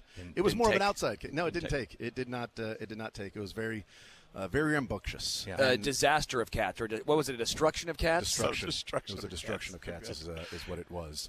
There's a lot of mascots here. I think we've seen a destruction of cats. There's a lot of cat mascots. And then there's live mascots like Willie, and then the Pistol Pete. the Musketeer. I don't know and what's Pistol Pete. scarier. Pistol Pete is a guy, but with like Peter Poke. like a weird face, like superimposed on it. Sure, but at least It's cowboys are human. Yeah, at least cowboys are human. And then the Willie cat the has a Wildcat human body. is a little intriguing to me. That thing is. That's an outdoor cat. The West Virginia one's great. That could just be some There's no random head guy there, right? dressed Yeah, up good. as. Yeah. Just what walking it around. is. Yeah. I was told Not that near. guns were not allowed in here, yet he's walking around with a musket. So that's Have you odd. seen Willie this year? Willie's thick. Sturdy. Two C's. He is a base. I mean, I'll He's a tell you unit. that. Matt. Yeah, I'll He tell you- looks like he wrestles. Yeah. Yeah, they're going to actually Just for bring fun. They're going to bring. Just find somebody. That's the kind of guy that's like, that's the guy at the bar, like, hey, you want to wrestle? No, why are you keep asking we're me? in the bathroom. Come on, let's do it. One time. Come on, start slapping the side of his head. Like, no, I'm good, man. He's the guy that they'll actually run him out at midfield to do the cheerleader hold competition with the other ones. He's not even a cheerleader. He's just like, I mascot. He's like, I I'll could just do it. this. I'll just do it right. I'm just going to hold Odds it. are that he has cauliflower ears. Very good. I like the UCF Knight is here, and he's on the roller. What are the little roller skates? roller shoe The thingies. shoes. Yeah. The little wheels on the back of your shoes. And so Heelys. he's doing Heelys. Yeah, exactly. Oh, they still make Heelys? Apparently at UCF. I bought At- Heelys at one time space when I was school in they middle do. school because I thought they looked so cool. I could not do them. I would always I would eat it. I'm pretty sure I'd buy it. Yeah. Yeah, he's also walking around with a sword. Like, there are so many weapons yes, here. yes. You know what I mean? Like, Willie the Wildcat's arms, weapon. Musketeer. I'm getting behind weapon. the Texas Tech mascot or Pistol Pete. Yeah. Because they're open carry. That's why. There's so many They're guns open carry. And so many weapons Mountaineer. here. What are But we it's going doing to take here? a while for him to reload. Yeah, that's true. He's got one shot. It's like, hold on. Nope, that's cheating. Hold on. Gunpowder. Are you not a gentleman, sir? Upstairs, Now we're ready. We were eating lunch. Lebo and I we were quizzing each other on Big 12 men's basketball coaches' names, which we That's don't tough. know them all, and then B, all the mascot names. Cosmo. Don't know that. Cosmo the Cougar. BYU. Yep. Yeah. Oh, I thought that was Houston. No. Houston Cougar is Swoop. I want to say It's maybe? Swoop. Swoop, right? Yeah, Swoop's the mascot. Yeah. Okay. Isn't that the Eagles mascot? That is no. Swoop is the Utah Utah, because that's mascot. a bird. It's a bird. Yeah. Yeah. It's also the Eagles mascot. Correct. Do you know Arizona's two mascots, boy and girl? Wilbur Look at and you. Wilma? Nice job. Did you? Are you serious? Did you just make that up? No, it's true. I mean, but did Lebo Sterling- and I talked about this before. You and Lebo Yes, talked about okay, it. yes. It's not fair. We went through it together, Lebo and I, and we were good, dude. having fun. Do you know Baylor Bear? Brutus. Close. Bruce. Closer. A2 Brutus. Bruiser. Bruiser. Oh, darn it. I thought I was right with A2 Brutus. Yeah. I thought I nailed it. And you, Brutus. Yeah, there's some good. The Knight, I think, is just a Knight. That's Todd. That's Kevin. It's the name of your cats, Sterling. I'm not a cat guy, but I love it when anyone says it has a cat and it's named like a human name. I lose it. I'm just like, that's good. It's Gerald the cat. Who would have thought there was another Gerald around there? Are we still making Geralds? I don't know. Come here, Marcus. Come on. Not sure. But I know The Jayhawk doesn't have a name, right? Yeah, Baby J and Jay. Baby. And just Jay. Is it just Jay the Jayhawk? I think it's Jaybird or I don't know. Jay. Just Jay. Yeah, sure. What's is it true? I'm just joking. Is it Truman, Sterling? Is that what it is for you? Don't you By the dare. way, the Baylor. It's a president. Yeah, there was a gal walking around here with a shirt that I thought like, is there a Missouri person here? Because it looked like the Truman the Tiger wearing a sailor hat, right? But it was a Baylor. Yeah, they got that. Yeah, and I'm it's like, a bear that kind of looks like. I've seen that. Don't do that. You know, let other people have their things. You know what I mean? Just if you want to go like something like that, then do something on your own, like the Pittsburgh Steelers, throwbacks that look like construction workers wearing a vest in the game. They look so awesome. They're so cool that Darius Slay said, I'm not a big fan of them because typically if you look good, you feel good, and you play good. And those don't look good. Those look good. They are awful. I don't know if you've seen them or not, but they are. I love Brutus most soul. Alternate uniforms, most throwbacks. I'm ready for the Chiefs to let's do something different. Screw tradition. If they want to go anything like the Steelers, then no, thank you. Like it's they are. I feel like there's multiple options here. They're god god awful. To be man. like the Steelers. No, it has to be like the Steelers. So it's just okay. Yeah, look at this. That's the Steelers alternate. It's just a construction. Sign me up. I love just it. Construction road crew there. Listen, construction wears orange. Just throw on that. That's yellow. That looks like the Bumblebee Transformer-looking guy. It's what it is. It's Bumblebee. We'll take a timeout. More so next.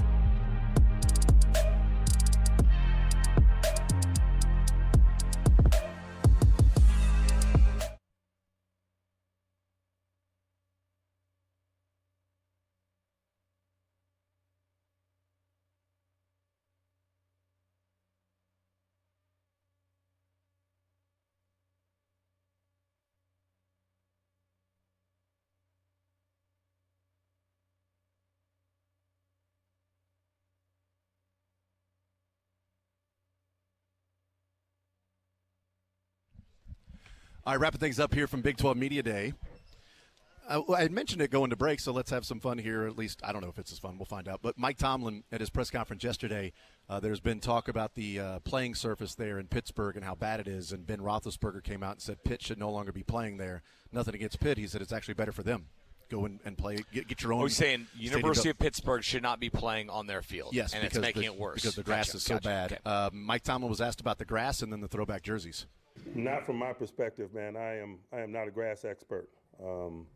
I hadn't cut my grass in a long, long time. I coach football. I'm going to stay in my lane. Mike is... I don't even know who cuts my grass. Talking about things that get you excited, the alternate uniforms, the helmets, that's something that elevates this game even more? That's like the grass for me. I got some other priorities. I probably wouldn't have known about that had you not informed me. He just found out that they are wearing throwback jerseys. Does not surprise me about Tomlin. I don't even it's know who just cuts my own clothes, grass. Yeah, not a grass guy. No idea. It's like his wife the whole time. I've been out here twice a week in the summer, busting my ass. I don't even know. Me. Yeah. Mrs. Me, Tomlin. Mike. Yeah. It's been me. You don't know. You don't, because you don't notice me anymore. Okay. I'm out there getting the weeds. I am doing I aerate in the spring and the fall twice a year. You stay in your lane. I stay in the lane of the grass that I'm cutting on the lawn, okay? Thank you, Mick.